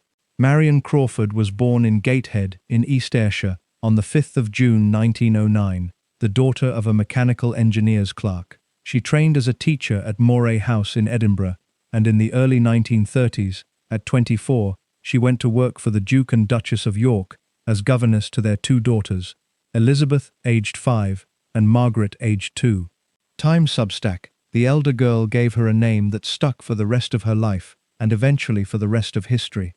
Crawfy. Time she stayed 16 years, from 1933 to 1949. Time. Understand what those 16 years contained, because the family she joined was not the family she left. She arrived to educate the daughters of the king's second son, a private household, well down the order of precedence, with no particular expectation of anything else.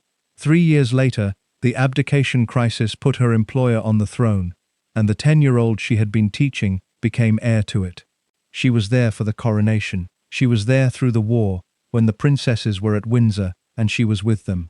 She took them on their one childhood journey, on the London Underground, and to the swimming lessons, and the small pieces of ordinary life she could smuggle into an existence that had none. She was still there when Elizabeth married in 1947, and when Prince Charles was born at Buckingham Palace in 1948. Substack. 16 years, from a 5-year-old to a mother. There is no closer position in a royal household than that, and there was nothing formal about her attachment to them. She loved those 2 children, and by every account they loved her. When she retired, she was made an officer of the Royal Victorian Order, the sovereign's personal decoration for personal service, and given a Grace and Favour house at Kensington Palace. It was Nottingham Cottage. This was the system operating exactly as designed. Long service, recognised with an honour in the personal gift of the crown, and a home for life. Wikipedia time. Then came the book, and the circumstances of it are the part that matters most, because they are consistently more complicated than the legend allows. The account she published was not written behind the family's back. She was given tentative approval by the royal family to publish, on the condition that she do it anonymously. Crawford's own position was that the Queen, Elizabeth, the girl's mother, later the Queen Mother, had given her permission. Later evidence has suggested she had in fact been encouraged to write it, with the aim of improving the family's image in America. Time +2. The account appeared first in American magazines and became a front-page sensation on both sides of the Atlantic. It appeared under her name. The Little Princesses was published as a book in 1950. Substack +2. The reaction was total. The Queen's private verdict on her was that the governess had gone off her head. She was expelled from court, put out of her house, and cut out of royal life entirely. She left Nottingham Cottage, and no member of the family ever spoke to her again. Time +2. Not one of them. Not the mother who had employed her. Not the child she had raised from the age of 5, who would be queen within 2 years and would reign for 70. She went back to Scotland in the autumn of 1950, ostracised, and, by one account, close to a nervous collapse. She died in Aberdeen on the 11th of February, 1988, at 78. Goodreads time. 38 years of silence. And now weigh what was actually in the book, because this is the point where the Crawford story and the Barry story become the same story. One reviewer described it as a work of such sugary confection that it seemed incredible anyone could be offended by it. Later assessments have treated it as a valuable piece of social history and the first inside account of life at Buckingham Palace. There was no scandal in it, no revelation, no criticism, no betrayal of anything that could sensibly be called a confidence. It was an affectionate account of 2 children by a woman who had adored them. Wikipedia Substack. She was destroyed for it anyway, and she was destroyed for the same reason Stephen Barry was. Not for what she said, but for having said anything. The verdict at the time was that she was the first servant of the royal household ever to cash in on royal secrets. That is what fixed itself in the institutional memory, and the phrase attached to her name is the crucial detail. To do a Crawford entered the language of the British establishment as a term for exactly one thing, a trusted insider who talks. Wikipedia. Her name, it has been said, is still not spoken in palace circles. Wikipedia. Now bring Stephen Barry back into the room. He entered royal service in 1967, 17 years after all of this. The story of Crawford was not obscure history to the staff of that household. It was the founding legend of their profession, the single cautionary example that everyone in the servants' hall could recite, and it had a shorthand that everybody understood without explanation. He knew. There is no possibility that he did not know. A man who spent 14 years in that world could not have avoided knowing, which means his decision has to be read differently from the way it usually is. This was not a naive man who wandered across an unmarked line. He knew precisely what the line was, precisely what the penalty had been the last time, and precisely how long it lasted. 38 years, for a woman who had loved them. And he did it anyway.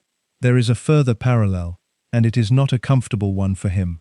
Crawford did not stop at one book. She followed the Little Princesses with a succession of further royal titles, serialized in magazines, and then published.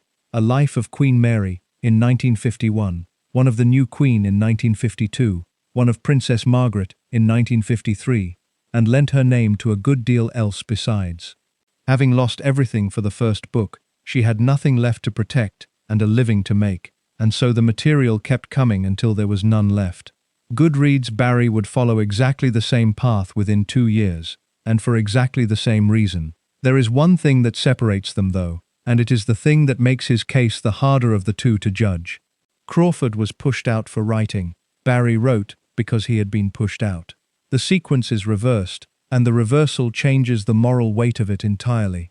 She broke a code she was still inside. He broke a code that had already stopped protecting him. She had a grace and favor house, and an honor, and a place in that world, and she lost all of it. He had none of those things by the time he sold the first article, because a marriage had dissolved his position 18 months earlier, and nobody had offered him anything in exchange for his silence, except the silence itself. The system had always worked, because it gave a man something to lose. Crawford proves it. She had everything to lose, and lost it. Stephen Barry is the case the system never planned for. A servant at the very top, at 33, with nothing left to take. There is a way of testing that argument, and the test was running in the same building at the same time, because while Barry was writing in America, a few hundred yards away and inside the same institution, there were men in exactly his position who never said a word, and one of them was the most famous servant in Britain. While he was writing in America, the same institution contained men in exactly his position who kept their silence for 50 years, and it is worth asking what they got for it. Start with the most famous of them, because he demonstrates something important, that the code did not require a man to be quiet, or modest, or invisible. William Talon joined the Queen Mother's household at Clarence House in the early 1950s and stayed until her death in 2002, 51 years, in the service of one woman, ending as her page of the back stairs, the senior personal attendant, the man closest to her in the daily running of the house. He was not a discreet personality. He was flamboyant, theatrical, extravagantly camp in a decade when that was dangerous, and gloriously so in the decades when it stopped being. Fleet Street knew exactly who he was, and gave him a nickname that followed him to the end of his life, Backstairs Billy. He became a character in London legend, gossiped about, photographed, imitated, a man with a public profile that no domestic servant is supposed to have. After his death in 2007, he became the subject of a full-length biography, and in 51 years, he never wrote a word. He gave no interviews of consequence, sold nothing, and took to his grave a knowledge of that household, its private routines, its guests, its arguments, its drinking, its money, that would have been worth an enormous amount of money at any point after 1980. Talon is the proof that the code was not a personality test. It did not demand humility. It demanded exactly one thing: then take the men around Prince Philip, because they are the closest available comparison to Barry, and the contrast is almost surgical. Philip's household across the second half of the 20th century produced essentially nothing. There was Sir Brian McGrath, who joined the Duke's office in the early 1980s and stayed in one capacity or another for more than 30 years, private secretary, then treasurer, then head of the household, then extra equerry, not a public word in all of it. There was Brigadier Sir Miles Hunt Davis, a career soldier who had commanded Gurkhas, who ran Philip's office as private secretary for around 17 years from the early 90s, and who was widely regarded as the most trusted aide of the Duke's later working life. 17 years at the elbow of the most quotable man in the royal family, and nothing on the record. There was Brigadier Archie Miller Bakewell, who took the post in 2010 and served without interruption until the Duke's death in 2021, through the retirement, the pandemic, and the final illness. Below them, the page and the valet who dressed him and attended him and stood near enough to hear everything, changing across the decades and vanishing from history without leaving a trace. There was one exception in that household, and it is instructive. In 1954, a valet named John Dean published a short book about the young Duke of Edinburgh. It was gentle, protective, and deeply affectionate, the account of a man proud of his master rather than one with anything to settle, and it was absorbed. Nothing happened to him. That is worth pausing on honestly, because it complicates the tidy version of the rule. Dean published 4 years after Crawford, into the same institution and was not destroyed. The most likely explanation is a combination of subject and moment. He was writing about the consort rather than about the sovereign's own children, and the book was so plainly harmless that punishing it would have created more noise than ignoring it. But the honest answer is that nobody has ever fully explained why one was tolerated and the other annihilated, and the inconsistency tells you something real about how these decisions were made. There was no tribunal, there was a judgment, taken privately by a small number of people, and it could go either way.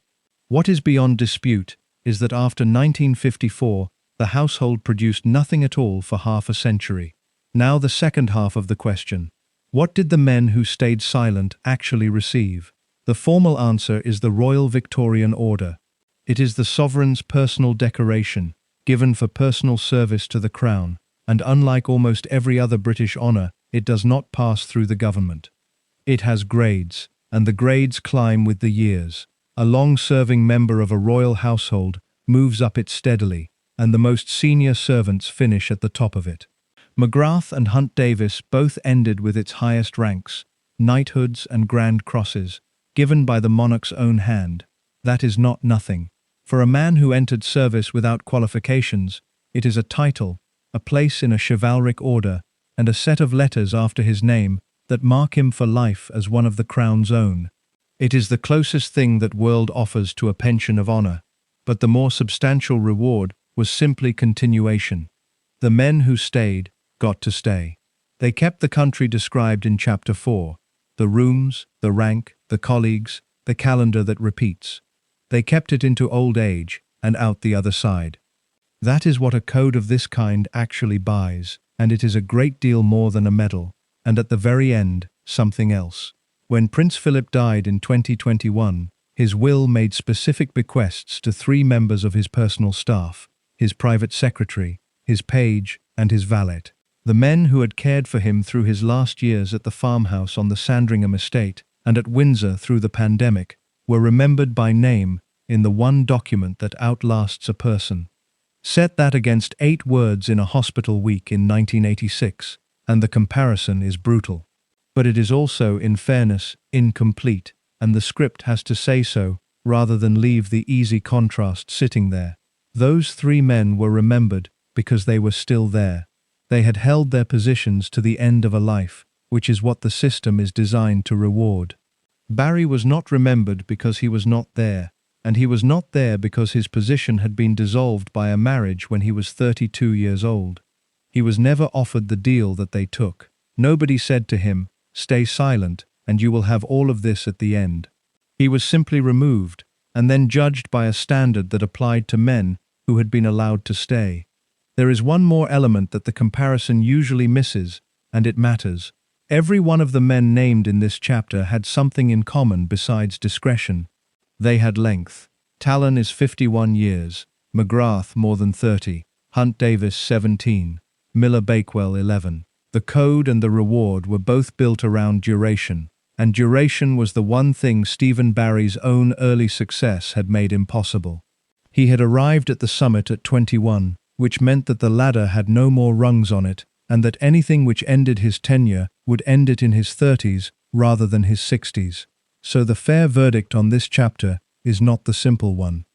It is not that the loyal men were rewarded and the disloyal man was punished, though that is what the institution would say and what the record superficially shows. It is that the code worked beautifully for people whose careers ran the full distance and had absolutely no answer for a man whose career ended early through no fault of his own. It never needed one, because that had almost never happened. Barry was the edge case, and edge cases are where systems reveal what they actually are. He had one thing that the silent men did not have, and it was the material. For about 2 years it made him rich, and it made him a minor celebrity in America.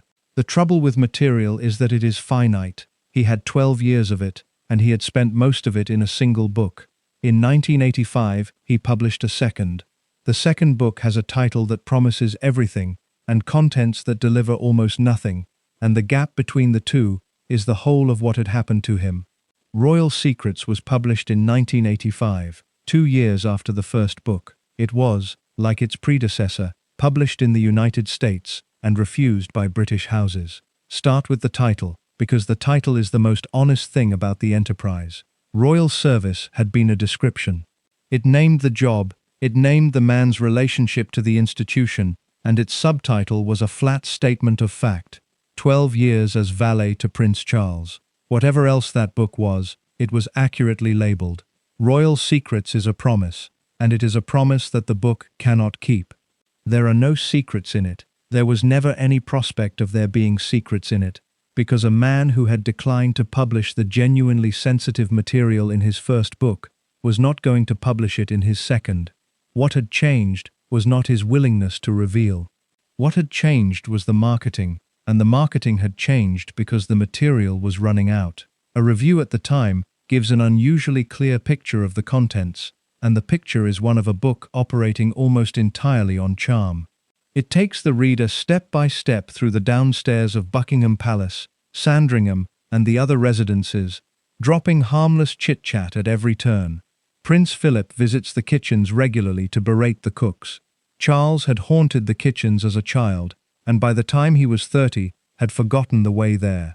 At Ascot, a festival that bores most of the family, Philip conceals a radio in his top hat to follow a cricket match, and slips away behind the scenes to catch up on work, while the Queen Mother quietly hands a footman £2 to put on a horse, with the winnings, if any, going to underprivileged children. And it contains the story of the pantry, which is the single most valuable thing in either book. Lady Diana, effectively captive in the palace before the wedding, spending so much time downstairs that the yeoman of the glass and china finally threw her out. The reviewer's assessment of the whole was that people simply adore this sort of thing. He also placed it accurately in its market, as the latest addition to a library of behind-the-scenes books that had been appearing steadily since the 1981 wedding turned the royal family into a worldwide craze. That last observation is the important one, and it is where this chapter turns. By 1985, Stephen Barry was no longer a singular figure, he was a category. The wedding had created an enormous international appetite, and the publishing industry had responded in the way industries do, which is by finding more of whatever sold last time. There were now books about the royal family from every conceivable angle, and Barry's advantage, that he was the only man who had actually been in the room, was being steadily eroded by the sheer volume of everyone else, and his own material had a fixed quantity. This is the structural problem with a career built on access, and it destroys everybody who tries it. He had 12 years of observation. He had put the best of it into the first book, because that is what a person does with a first book.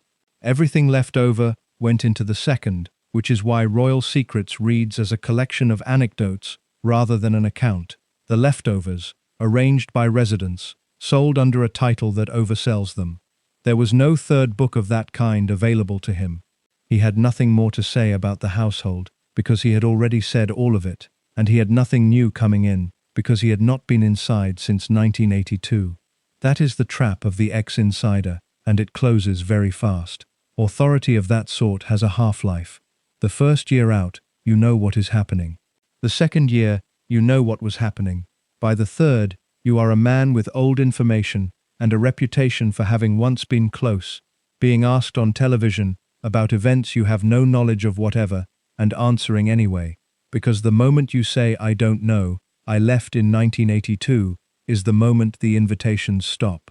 He had begun doing exactly that as early as May 1983, offering American reporters his readings of the Queen's attitude to her second son's private life, of the state of the Wales marriage, of whether the princess was pregnant, in the tones, as the correspondent noted, of one who knows. He did not know. He could not have known. He had been gone for 18 months by then, and he was never going to be told anything again by anyone inside that building.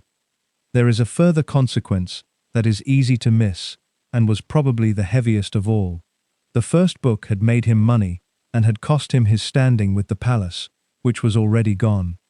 The second book cost him something different. It removed the possibility of ever being read as anything other than a man who was selling. Whatever royal service was, and a case can be made that it was a genuine memoir written by a man who wanted the record of his own working life to exist. Royal secrets made that case impossible to sustain. One book is a memoir, two books, with the second titled the way it was titled, is a business. Every retrospective judgment of Stephen Barry since has been made in the light of the second book, and the second book is the reason the phrase attached to his name is the valet who talked, rather than the valet who wrote. The summary verdict when he died, on both volumes together, was that they had sold briskly, despite tame content. That is a commercial epitaph, and it is not entirely a kind one, but it is accurate. The books sold on the promise of what they might contain, rather than on what they did contain. Twice, set down where that left him at the end of 1985. He was 37. He had been out of the household for 3 or 4 years. He had a large amount of money by the standards of his previous life. The figure attached to him was $1 million, or £250,000. He had a permanent and irreversible exclusion from the only profession he had ever practiced. He had no institutional home of any kind, and he had exhausted the single asset on which the whole of the last 3 years had been built. The obvious question is what he would have done next, and there is no answer to it, because there was not going to be a next. Something else had been happening in London through those same years, running underneath the book tours and the American television studios and the arithmetic of his diminishing material. It had arrived in Britain quietly at the beginning of the decade. It had no reliable treatment and no cure, and by 1985, the newspapers that had once chased him for royal gossip were running something else on their front pages almost every week. The British press of the 1980s was changing on 2 fronts at once, and both of them would eventually run straight through his life. One was royalty, the other had no agreed name yet in 1983, and will return in a later chapter. Take the royal side first, because Stephen Barry helped create it, and it swallowed him. Something happened to British newspapers at the turn of that decade, and it happened for commercial reasons rather than editorial ones. The popular market was in a circulation war of extraordinary ferocity. The Sun had transformed the economics of the tabloid business through the 1970s, and was now the dominant title. The Daily Mirror was fighting to hold its ground. The Daily Star had launched at the end of the 70s to attack from below.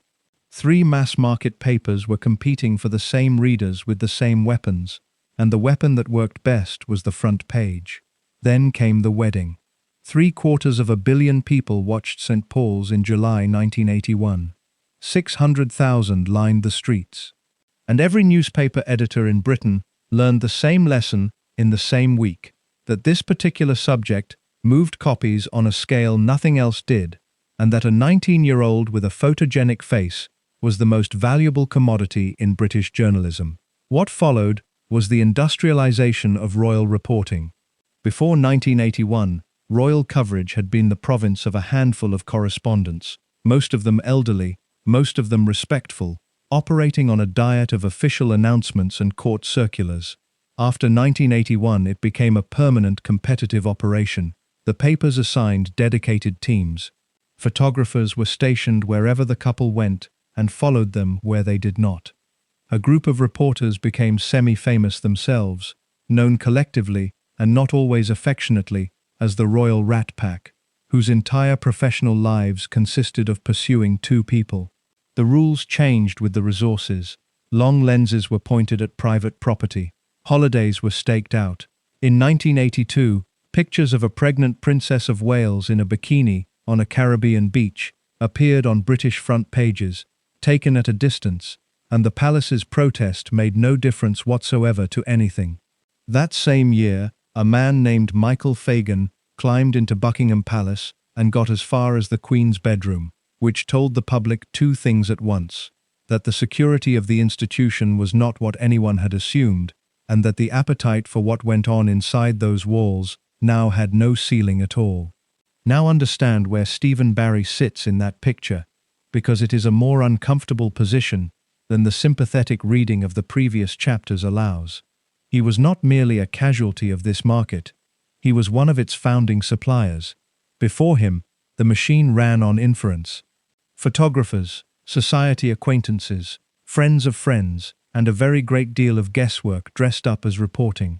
The one category of person with verified first-hand knowledge, the household, did not speak, and the whole edifice of royal journalism was therefore built on the outside of a building that nobody could enter. Barry entered it. He proved that the man in the room could be bought, and having proved it, he proved it again 2 years later. By 1985, as one review noted in passing, his second book was simply the newest addition to a library of behind-the-scenes titles that had been accumulating since the wedding. A library. In 4 years the thing had gone from unthinkable to a shelf. That is a real charge, and the script should not soften it. Every subsequent royal servant who sold a story was walking through a door that Stephen Barry had opened, and the institution's fury at him was not irrational. From the palace's point of view, he had not committed a personal betrayal so much as a structural one. He had demonstrated to several hundred employees that the code was breakable and that breaking it paid. But there is a serious counter-argument, and honesty requires it. The market did not exist because of him.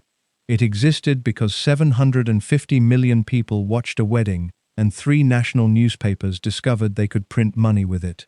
If Stephen Barry had never written a line, the appetite would have been identical, and it would have been fed. It would have been fed by photographers, by acquaintances, by invention, and eventually, and inevitably, by some other member of staff, because a household of several hundred people containing a commodity worth $1 million is not a stable arrangement, no matter what anyone has signed. He was first. He was not the cause. The cause was the wedding, and the wedding was not his doing. There is one further thing worth setting down, because it shows how completely the ground had shifted by the middle of the decade.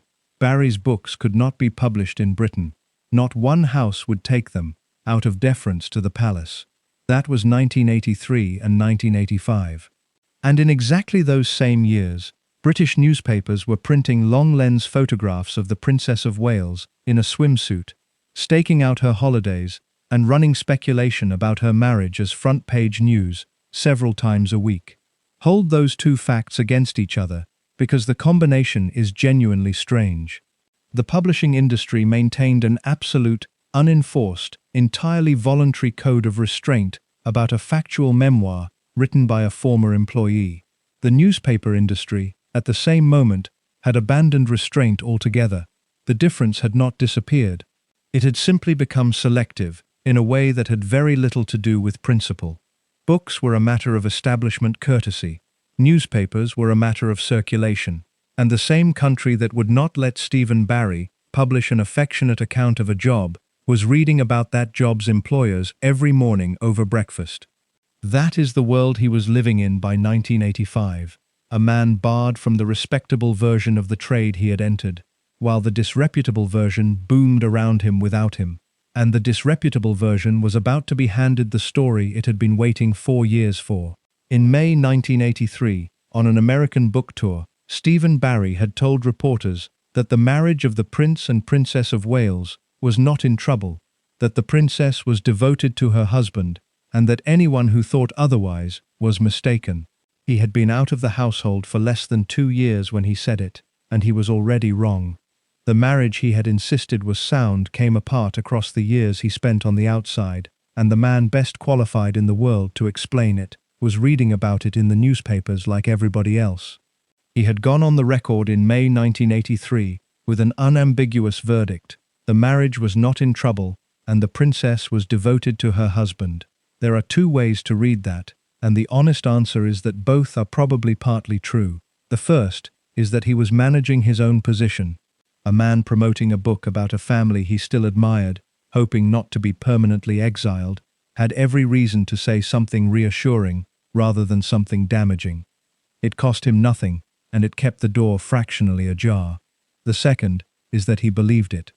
He had left in 1981 or 1982, before the child was born, before most of what went wrong had gone wrong. He was describing the marriage he had actually seen, which was a few months old, and had not yet produced any of the difficulties that came later. On the evidence available to him, he was giving an accurate report. Either way, it was already out of date when he said it, and it would look worse with every year that passed. Set out what happened in that marriage across the years Barry spent outside it, using only what became public and established. Prince William was born in June 1982, and Prince Harry in September 1984. Through the middle of the decade, the two of them functioned as a working couple, with enormous public success. The Australia tour of 1983, which was received rapturously, the engagements, the photographs, the extraordinary and unprecedented level of attention that was attached to the Princess of Wales in particular, and beneath that, the difficulty was accumulating. The strain was not really visible in Britain until the very end of the decade, and the full account of it did not come out until the 1990s, when Andrew Morton's book in 1992, and then the television interviews of 1995, tore the whole thing open. The formal separation was announced in December 1992. The divorce came in 1996. None of that had happened when Stephen Barry died in 1986. The public collapse was still 6 years away. But the newspapers had already started, and this is the part that matters for his story. By 1985 and 1986, the popular press had begun printing speculation about the state of the Wales marriage as routine content. Not proof, none was available, but the steady drip of suggestion, separate engagements, separate holidays, the couple photographed looking away from one another. The Rat Pack described in the previous chapter had 4 years of practice and an appetite that had to be fed every day, and every one of those stories was written by someone who had never been inside the private apartments. Now consider the position that puts Stephen Barry in, because it is a genuinely peculiar one, and it has no real precedent. He was, in 1985, almost certainly the most qualified living commentator on the private life of the Prince of Wales, who was willing to speak publicly. He had 12 years in those rooms. He knew what the man was like in the mornings, how he behaved under strain, who he telephoned. He knew the shape of the previous decade in detail, including the parts that the press was groping towards without evidence, and he had left before any of the relevant events. His knowledge stopped in 1981, so he possessed, simultaneously, unmatched authority about the man and no information whatsoever about the story. That is the worst possible combination, because the authority is what gets you invited onto programs, and the absence of information is what you have to conceal once you are there. There is no evidence that Barry ever produced anything genuinely damaging about the marriage. Nothing in either book does it. Nothing in the reported interviews does it.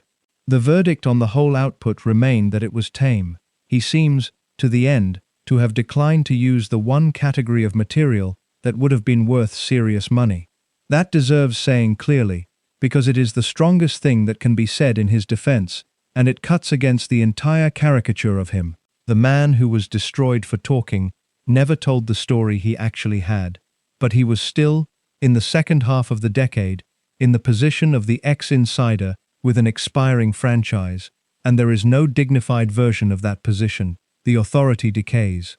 The invitations are narrow. You are asked about events you know nothing about, and either you decline and disappear, or you speculate and become one more voice among the many. Meanwhile, the world he had come from was closing behind him with a completeness that is worth setting down. The pattern noted at the time was that all of Charles's longtime servants went in quick succession after the wedding. The household of the 1970s, the small, closed, competent establishment that had run a bachelor's private life for a decade, no longer existed in any form.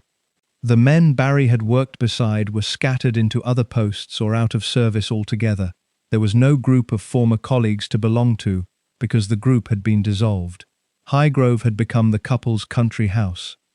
The private apartments at Kensington Palace were now a family home with children in them. The migration still ran. Sandringham in January, Windsor at Easter, Balmoral in August, and he was not on it, and had not been for 4 years, and would never be again. That is the particular cruelty of leaving an institution whose calendar repeats.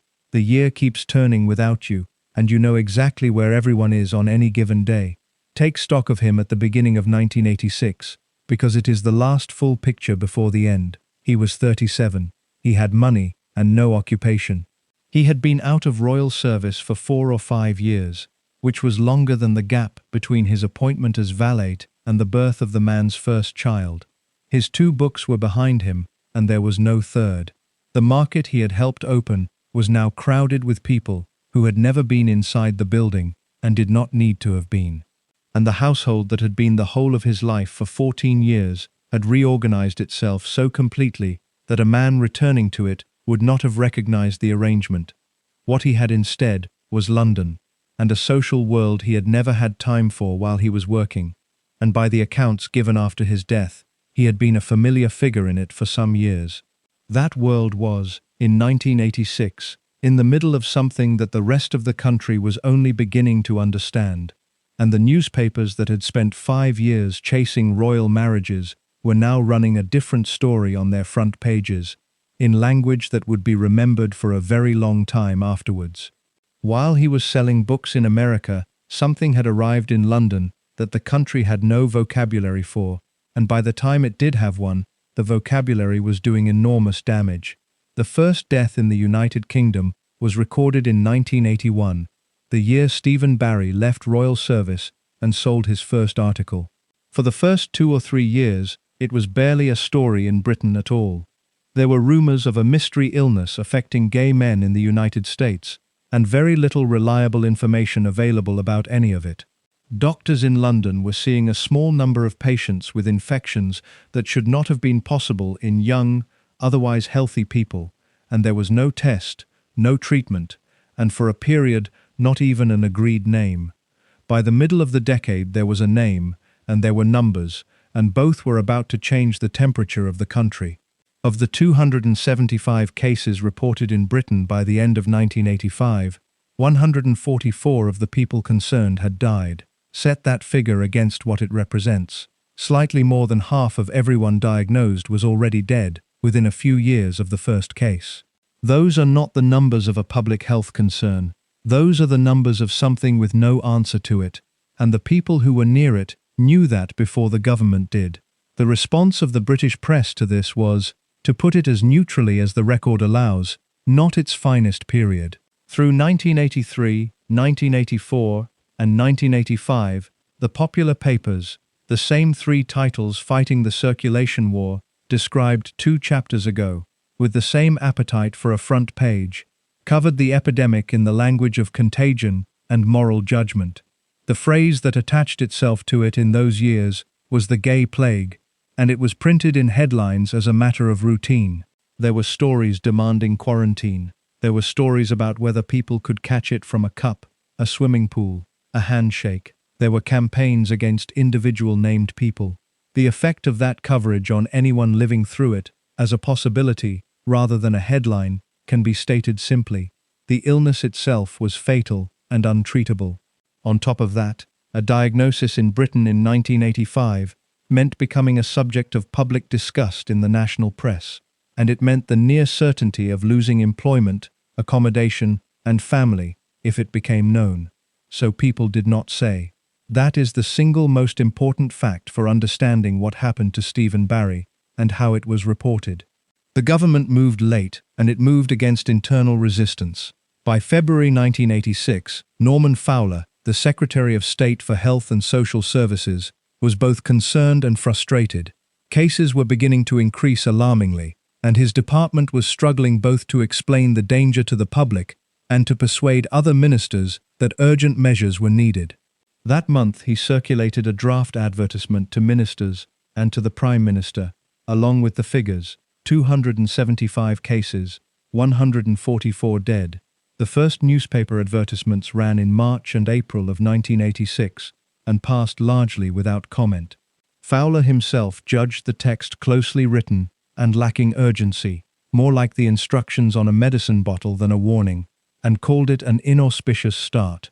He drafted a second and more direct campaign in June, which ran the following month, and had, in his own assessment, only modest success against rising public concern. Margaret Thatcher was skeptical about the whole enterprise from the beginning. Her handwritten objection to the section on sexual practices survives in the government papers, that she should have thought it could do immense harm if young teenagers were to read it. She also vetoed a ministerial broadcast on the grounds that she had not had one for the Falklands and was certainly not going to have one for this. The campaign that everyone now remembers, the leaflet delivered in a sealed envelope to every household in Britain, was approved by the Cabinet Committee and launched by the department at the end of 1986 and into the early months of 1987. The television advertisement was directed by Nicholas Roeg and voiced by John Hurt, and it consisted of a tombstone. It became the largest public education campaign ever staged in Britain. Note the dates carefully, because the timing is the point of this chapter. The leaflet reached British homes at the end of 1986 and the start of 1987. Stephen Barry died in October 1986. He was ill and dying through precisely the months in which a health secretary was arguing inside the government about whether the country could be told anything at all, and he was dead before the envelope came through the door. That is why his death was reported the way it was, and why every detail of the reporting reads oddly to a modern ear. The hospital confirmed that he had died there and declined to disclose the cause. The confirmation came instead from a friend, speaking to the press. Barry himself had acknowledged being a carrier of the virus, but had not publicly declared that he had the disease. The newspapers reported the cause, the hospital and the palace would not. Every one of those hesitations is a product of the climate described above. In a country where a diagnosis was a front-page category of person, institutions did not confirm and individuals did not announce. The information came out sideways, through friends, after death, in the conditional. There is one more piece of context that belongs here, because it is what finally moved the British public where 240-odd deaths had not. A television drama broadcast decades later would portray the confusion and fear of those years for a generation that had not lived through them. But at the time, the thing that shifted public understanding was a famous person. In October 1985, Rock Hudson died in California, and the announcement that he had been ill was the first time most people anywhere had attached a face they recognized to the word. It ran on every front page in Britain. The number of people who understood, after that week, that this was not happening to an abstract category, but to individuals with names, was very much larger than it had been the week before. Almost exactly a year later, on the Fulham Road in West London, a man of 37, who had dressed the future King of England for 12 years, was admitted to hospital with pneumonia. The building he died in has been demolished, and the only part of it left standing is the part that was built for the illness that killed him. Number 369 Fulham Road, in Chelsea, on the western edge of the borough.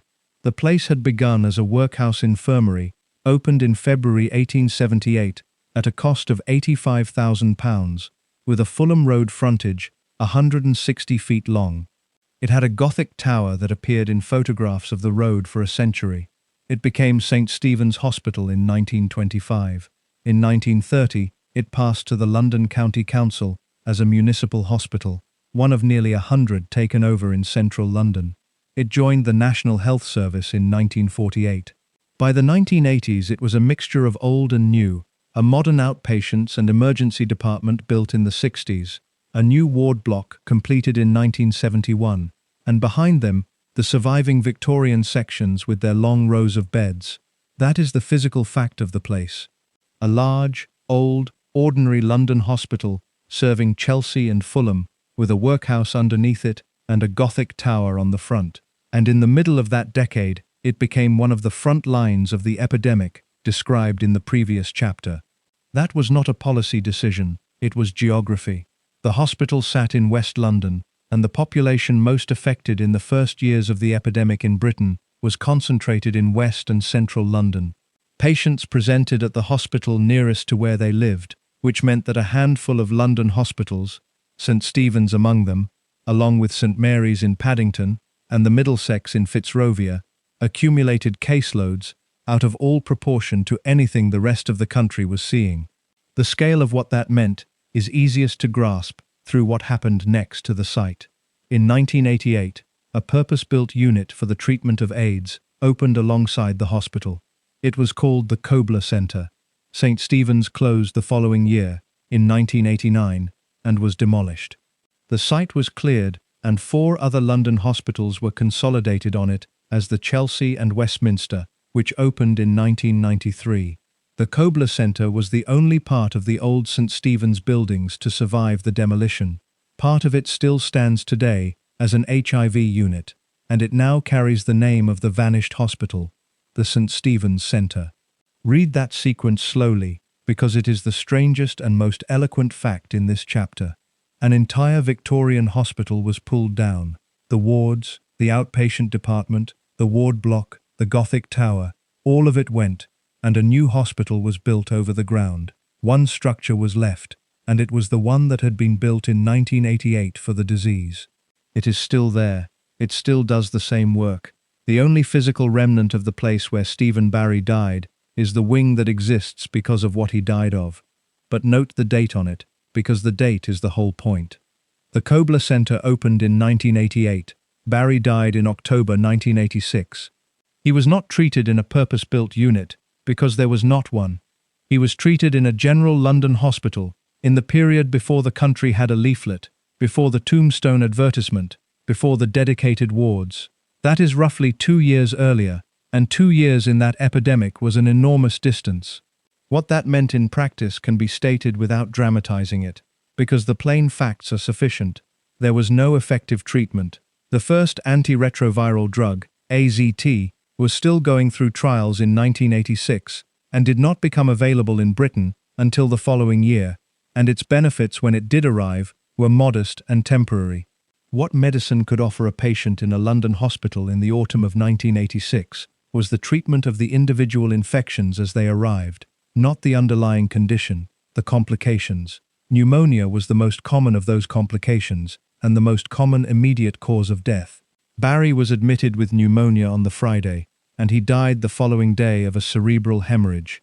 The summary that appeared in an American magazine 2 weeks later put it as pneumonia, complicated by the virus.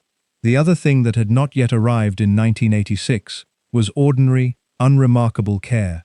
The accounts of that period from nurses and doctors who worked in those London hospitals describe wards where meals were sometimes left at the door, where some staff would not enter without protective clothing that no clinical guidance required, and where a proportion of patients had no family visitors at all because they had not told their families, or had told them and been cut off. That last point is not incidental to this story. It is the direct consequence of the press climate of the preceding 3 years. People did not say, because saying carried a cost that was measured in employment, housing, and family. And so a very large number of people went through that illness, having told almost nobody, and died with a small circle around them, rather than a large one. Barry had acknowledged being a carrier of the virus. He had not publicly said that he had the disease. That is not evasion, and it should not be read as such. It was the ordinary and rational conduct of a person in Britain, in 1986, who had a public profile, however minor, and who had watched 3 years of front pages about people in his position. There is a final observation to make about the room he was in, and it is the one that connects this chapter back to everything before it. Consider the distance traveled. This was a man who had spent 14 years in the 4 largest houses in Britain and aboard a royal yacht.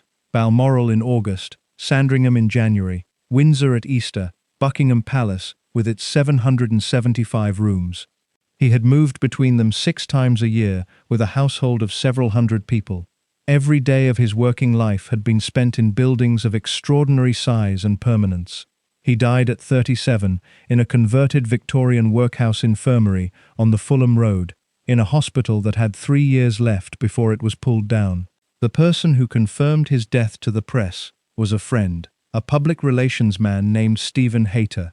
Hayter's own description of the news was that it was tragic and that it had been expected. The reporters, having got that much, went to the only other institution in the story and asked it for a comment. The reporters went to Buckingham Palace, and Buckingham Palace gave them a sentence with nothing in it, and that sentence is now the whole of the institutional record of his life. Set out the sequence of that week exactly, because the order in which the facts emerged is itself the story. He died on Saturday. He had been admitted the previous day, the Friday, with pneumonia, and death came from a cerebral hemorrhage. The date was the 4th of October, 1986. He was 37. St. Stephen's Hospital confirmed that he had died there and declined to disclose the cause. On Monday, British newspapers reported it. The Today newspaper said that Barry had died of acquired immune deficiency syndrome, and that the nature of his illness had been known to the royal family. Confirmation came from his friend Stephen Hayter, who described the death as tragic and expected. Today also reported that it was unlikely the Prince of Wales would attend the funeral. And then the palace was asked, and the palace said this: "He was a valet, and that's all we can say. We refuse all other comments on the matter." The spokesman said that Barry had served as the prince's personal manservant until he retired in 1981. Asked about the circumstances of his departure, the palace declined to answer. Asked about the cause of death, the palace declined to answer. Asked to comment on the death at all, the response was that Barry was no longer connected with the royal household. Weigh that answer properly, because it repays attention. He was a valet. He was Prince Charles's valet for 12 years. Not a length of service, not a date of appointment. The indefinite article is doing something. It converts a specific man with a specific history into a category, one of many, interchangeable, a job description rather than a person. And that's all we can say. Not that's all we will say. Can, as though there was a constraint operating, some rule prevented further comment, when the truth was simply that the institution had chosen this and would have chosen it whoever asked. We refuse all other comments on the matter. Refuse is an unusually hard word for a press office. Not decline, not have nothing further to add. Refuse. 9 words in the first sentence and 7 in the second, and between them they contain no information whatsoever about a man who had spent 14 years inside that building, and 12 of them within a few feet of the heir to the throne. Now, in fairness, consider the palace's position, because a documentary that only prosecutes is not worth much, and there is a real case on the other side. By the ordinary conventions of press offices, the response was not remarkable. Institutions do not comment on the deaths of former employees. They do not confirm causes of death, which is a matter for a family and a coroner and not for an employer. The hospital itself had declined to give the cause, and it would have been extraordinary for the palace to disclose what the treating hospital would not. There is also the illness. In October 1986, in the climate described 2 chapters ago, a public confirmation from Buckingham Palace that a former member of staff had died of that disease would have been an act of enormous consequence, and not obviously a kind one. It would have put the man's private life on every front page in Britain within hours. The refusal to confirm can be read as discretion rather than coldness, and probably a share of it was. And there is the plain fact that he had written 2 books they regarded as a breach. He had, in the palace's view, violated the protocol restricting disclosure of royal duties, and it had made him deeply unpopular with officials there. An institution is not obliged to be warm about a person who has done that. All of that is real, and none of it fully accounts for what was said, because there was a great deal available that would have cost nothing. They could have confirmed the 12 years. They could have said that he served the Prince of Wales from 1970 and that his service was valued. They could have said the family was sorry to hear of his death. Every one of those statements is factually accurate, discloses nothing private, concedes nothing about the books, and would have taken a press officer 10 seconds. What was said instead was designed to communicate one thing, and it communicated it perfectly. This man is not ours. The word retired applied to a departure at 32, and the phrase no longer connected with the royal household are doing the same work as the indefinite article. They are placing distance on the record. Then there is the funeral, and the honest position here is that the record is thin and the script should say so rather than dress speculation as fact. What is on the record is a newspaper's prediction, printed before the event, that Charles was unlikely to attend. That is a journalist's expectation, not a fact about what happened. There is no reliable published account of who was present at Stephen Barry's funeral, and in the absence of one, the honest statement is that we do not know. What can be said is that no public act of acknowledgement is recorded from that quarter. Then, no message, no wreath reported, no subsequent mention. 40 years on, the name does not appear in any official account of the Prince of Wales's household. And here the comparison that has been running underneath this entire script arrives at its sharpest point, and it is worth stating in full. Prince Philip's private secretary, page and valet, the 3 men who had attended him in his last years, were named individually in his will and provided for. They had served him and stayed silent and been remembered by name in the one document that outlasts a person. Stephen Barry served for 12 years at the same level of intimacy in the same institution and was described at his death as a valet. The difference between those two outcomes is a book. But there is one more turn to make before this chapter closes, and it complicates the comparison rather than resolving it.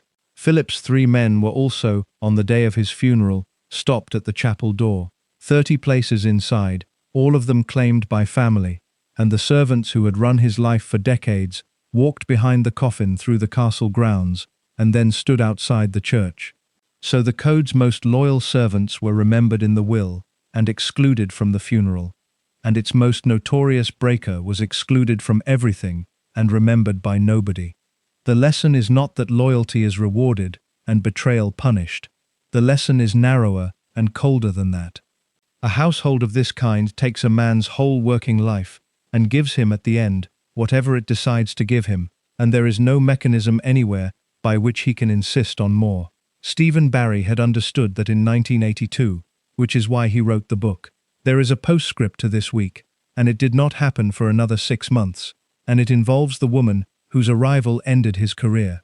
6 months after he died, the woman whose arrival had ended his career walked into a hospital ward in central London and did the single most useful thing anyone in that family has ever done. The Broderick ward at the Middlesex Hospital took its first patients in January 1987. It was the first ward in the United Kingdom dedicated to the care and treatment of people with HIV and AIDS. It was named for a 19th-century solicitor and philanthropist, Francis Broderick, who in 1866 had given the hospital £20,000 in Brazilian bonds on the condition that nobody be told about it while he was alive. It was officially opened by Diana, Princess of Wales, on the 9th of April 1987. She was 26.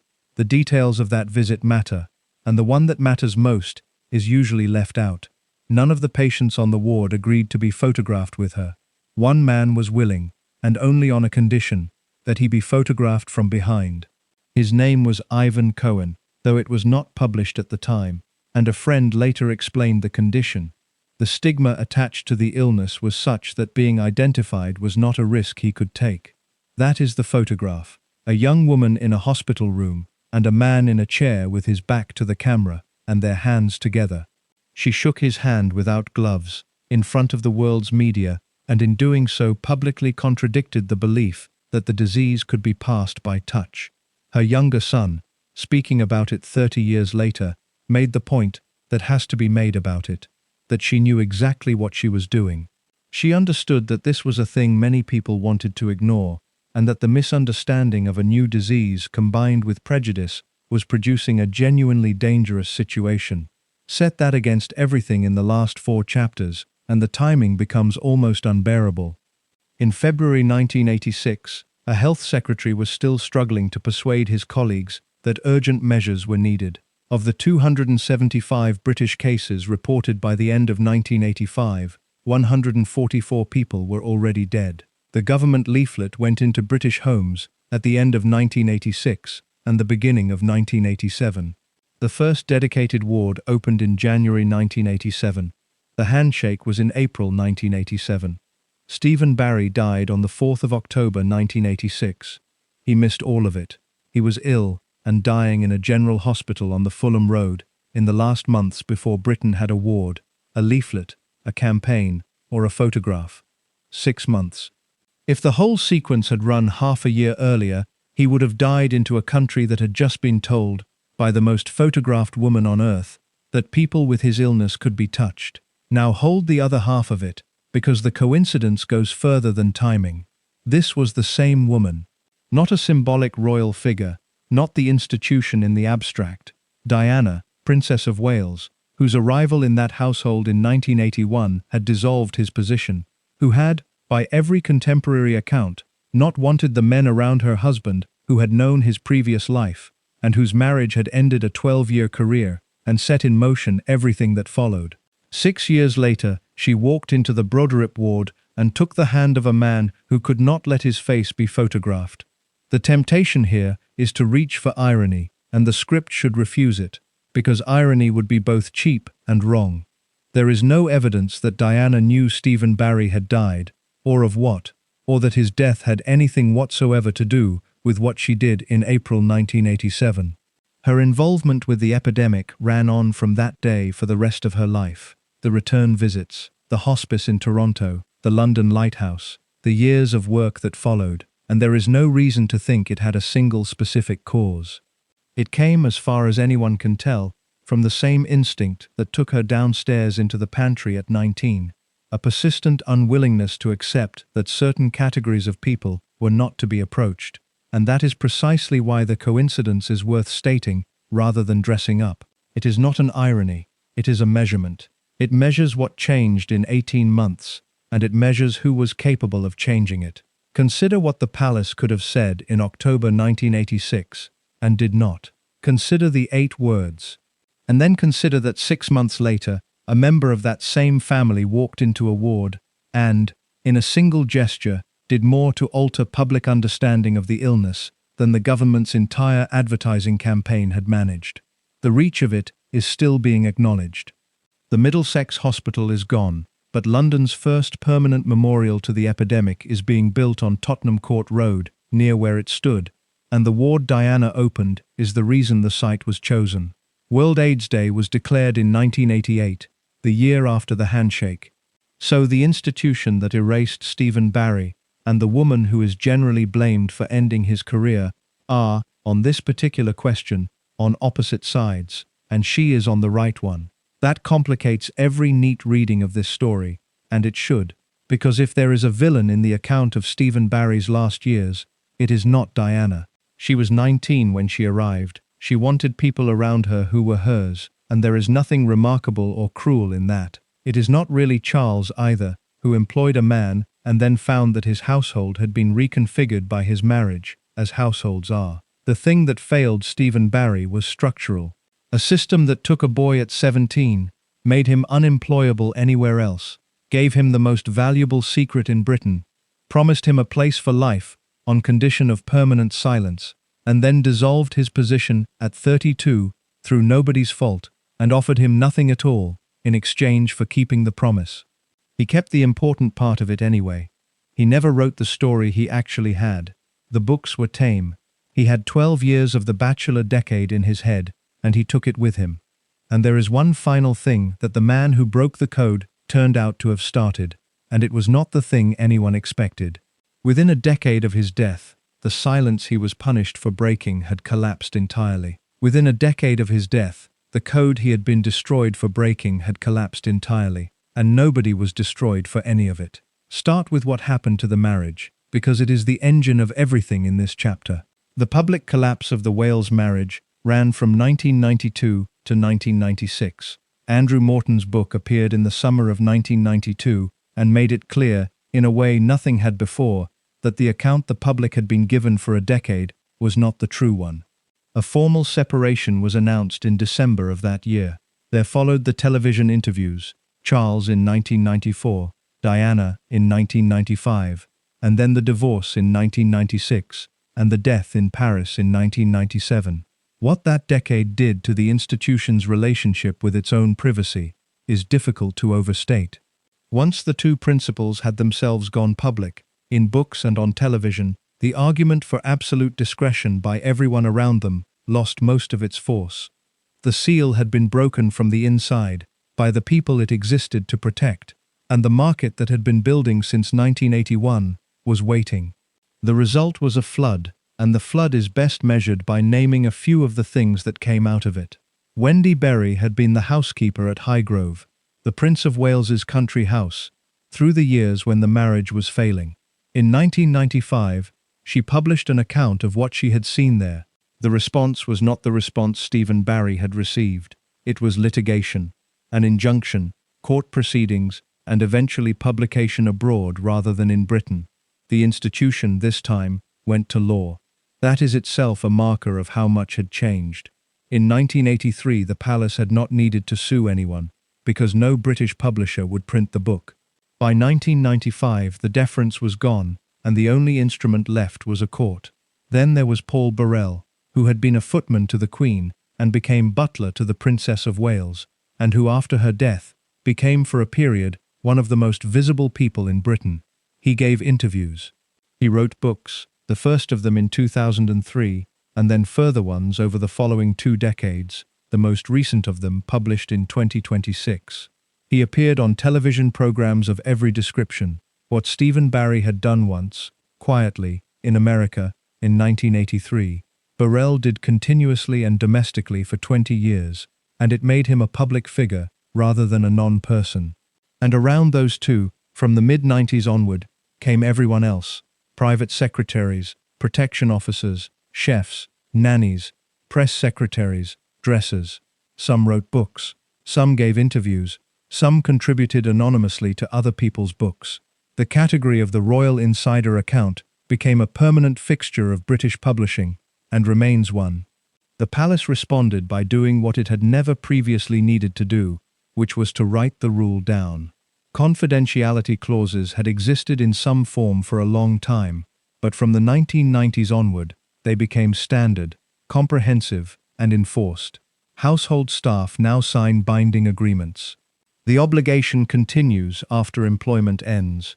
Breaches are matters for lawyers, rather than for the quiet closing of a door. Notice what that change actually represents, because it is the point of this chapter. For a century, the silence had been maintained by culture. Nobody had to sign anything, because everybody knew. The rule was enforced by the reward ladder described in Chapter 13, by the closing of ranks, and by an entire national establishment, including the publishing industry, that simply understood what was not done. That system stopped working, and once it stopped working, it could not be restarted, because you cannot recreate a culture by decree. What replaced it was a contract, which is what institutions reach for when the informal thing has died.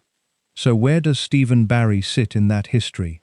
The unflattering answer, made in Chapter 15, is that he was the first through the door, and that everyone who followed walked through the gap he made. The palace's fury at him was structural, not personal, and on this reading, it was entirely justified. He demonstrated that the code was breakable, and once demonstrated, it was broken. But look at the actual sequence, and the claim weakens considerably. Barry published in 1983 and 1985.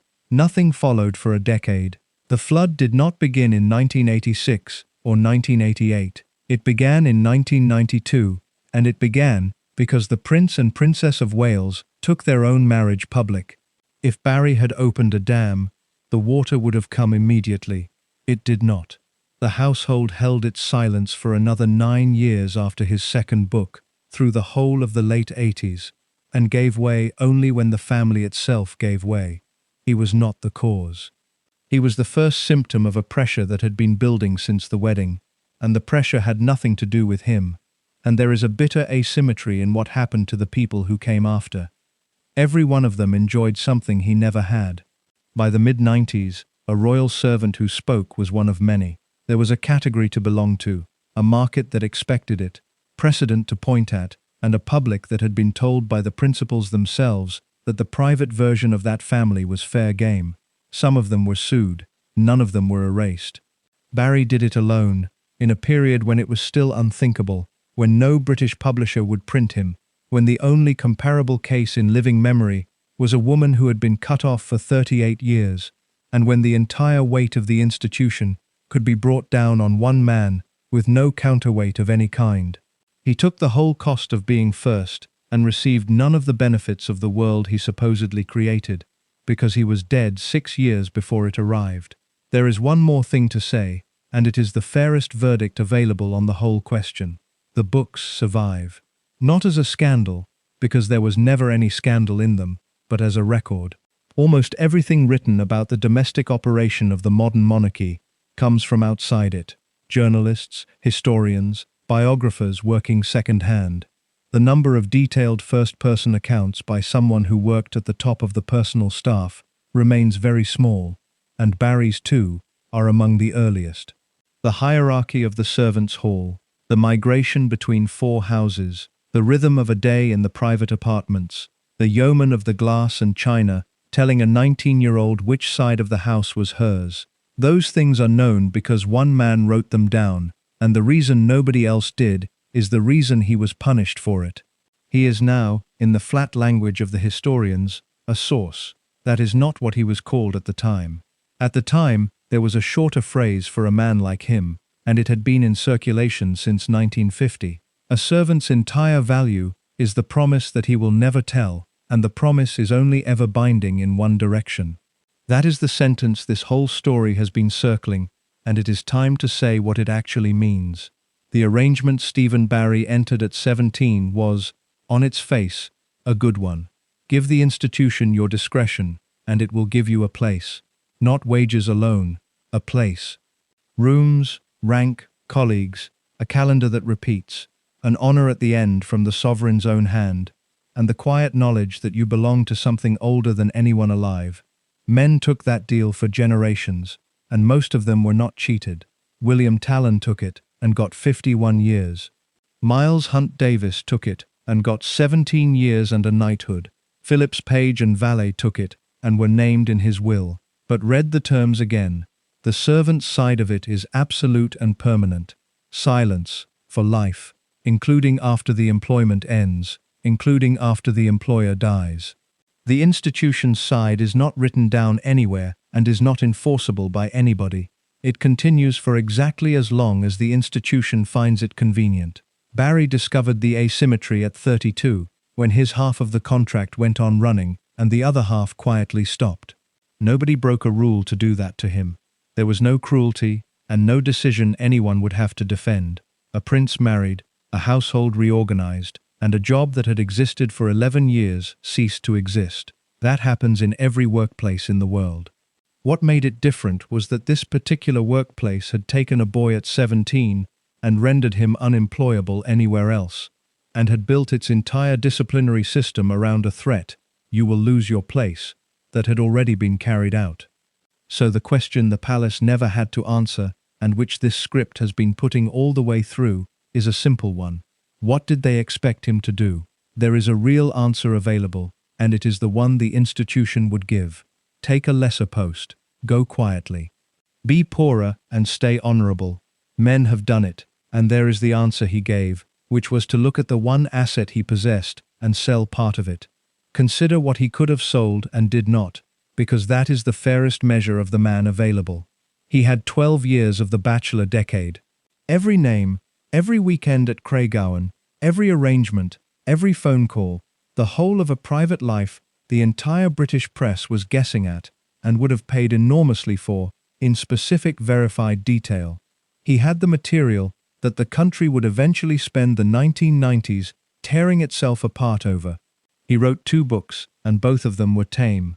He described the servants' hall, the 4 houses, the packing of trunks, the yeoman of the glass and china. He was gracious about the woman who had ended his career. He told American reporters the marriage was sound. He sold the wrapping and kept the contents. That is the thing the 8-word statement could not accommodate and never acknowledged. The institution treated him as a man who had told, when in fact he was a man who had told almost nothing and had been punished as though he had told everything. Because the offense was never the content and never could be. It was the act. Now set the 2 endings side by side one final time. Philip's private secretary, his page, and his valet were remembered by name in his will, and then stopped at the chapel door on the day of the funeral, because there were 30 places, and family took all of them.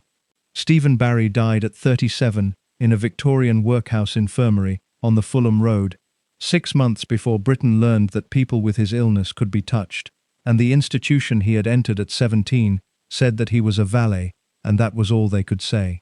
The men who kept the promise were remembered and excluded. The man who broke it was excluded and forgotten. What that comparison actually demonstrates is not a moral about loyalty. It is something narrower. A household of this kind takes a working life and returns, at the end, whatever it chooses to return, and there exists no mechanism anywhere by which any of these men could have insisted on more. Barry understood that in 1982, which is precisely why he wrote the book, and the book is why we are able to have this conversation at all, because here is the last turn, and it is the only one that goes his way. He is the reason we know what that world was like from the inside. Everything else written about the domestic operation of the modern monarchy is written from outside it, reconstructed, inferred, sourced at second hand. Barry's account is the corridor, the pantry, the breakfast tray, Burkall and Craiggowan, the sergeant footman, the packing, the mornings. He wrote down the ordinary texture of a place that had never permitted anybody to write down anything, and he paid for it with the last 4 years of his life and the whole of his posthumous reputation. The hospital where he died was demolished in 1989. The only piece of it left standing is the HIV unit, which is still there, still doing the work. Marion Crawford, whose example he had grown up hearing about in the servants' hall, outlived him by 16 months and died in Aberdeen in February 1988, 38 years after the family stopped speaking to her. And on a Monday in October 1986, when reporters asked Buckingham Palace about a man who had dressed the future King of England every morning for 12 years, the answer was that he had been a valet, not their valet, not Charles's valet, a valet, the whole of a life inside one indefinite article. If you would like more of these lives, the people who stood just outside the frame, and what the great houses did to them, then subscribe and stay with this channel, because there are a great many more of them to tell, and I want to hear what you make of this one. If you had given 14 years to an institution that then removed you at 32 and left you with nothing but what you knew, would you have kept your silence to the end, or would you have written the book? Leave your answer in the comments and tell me where in the world you are watching from tonight. I read every reply.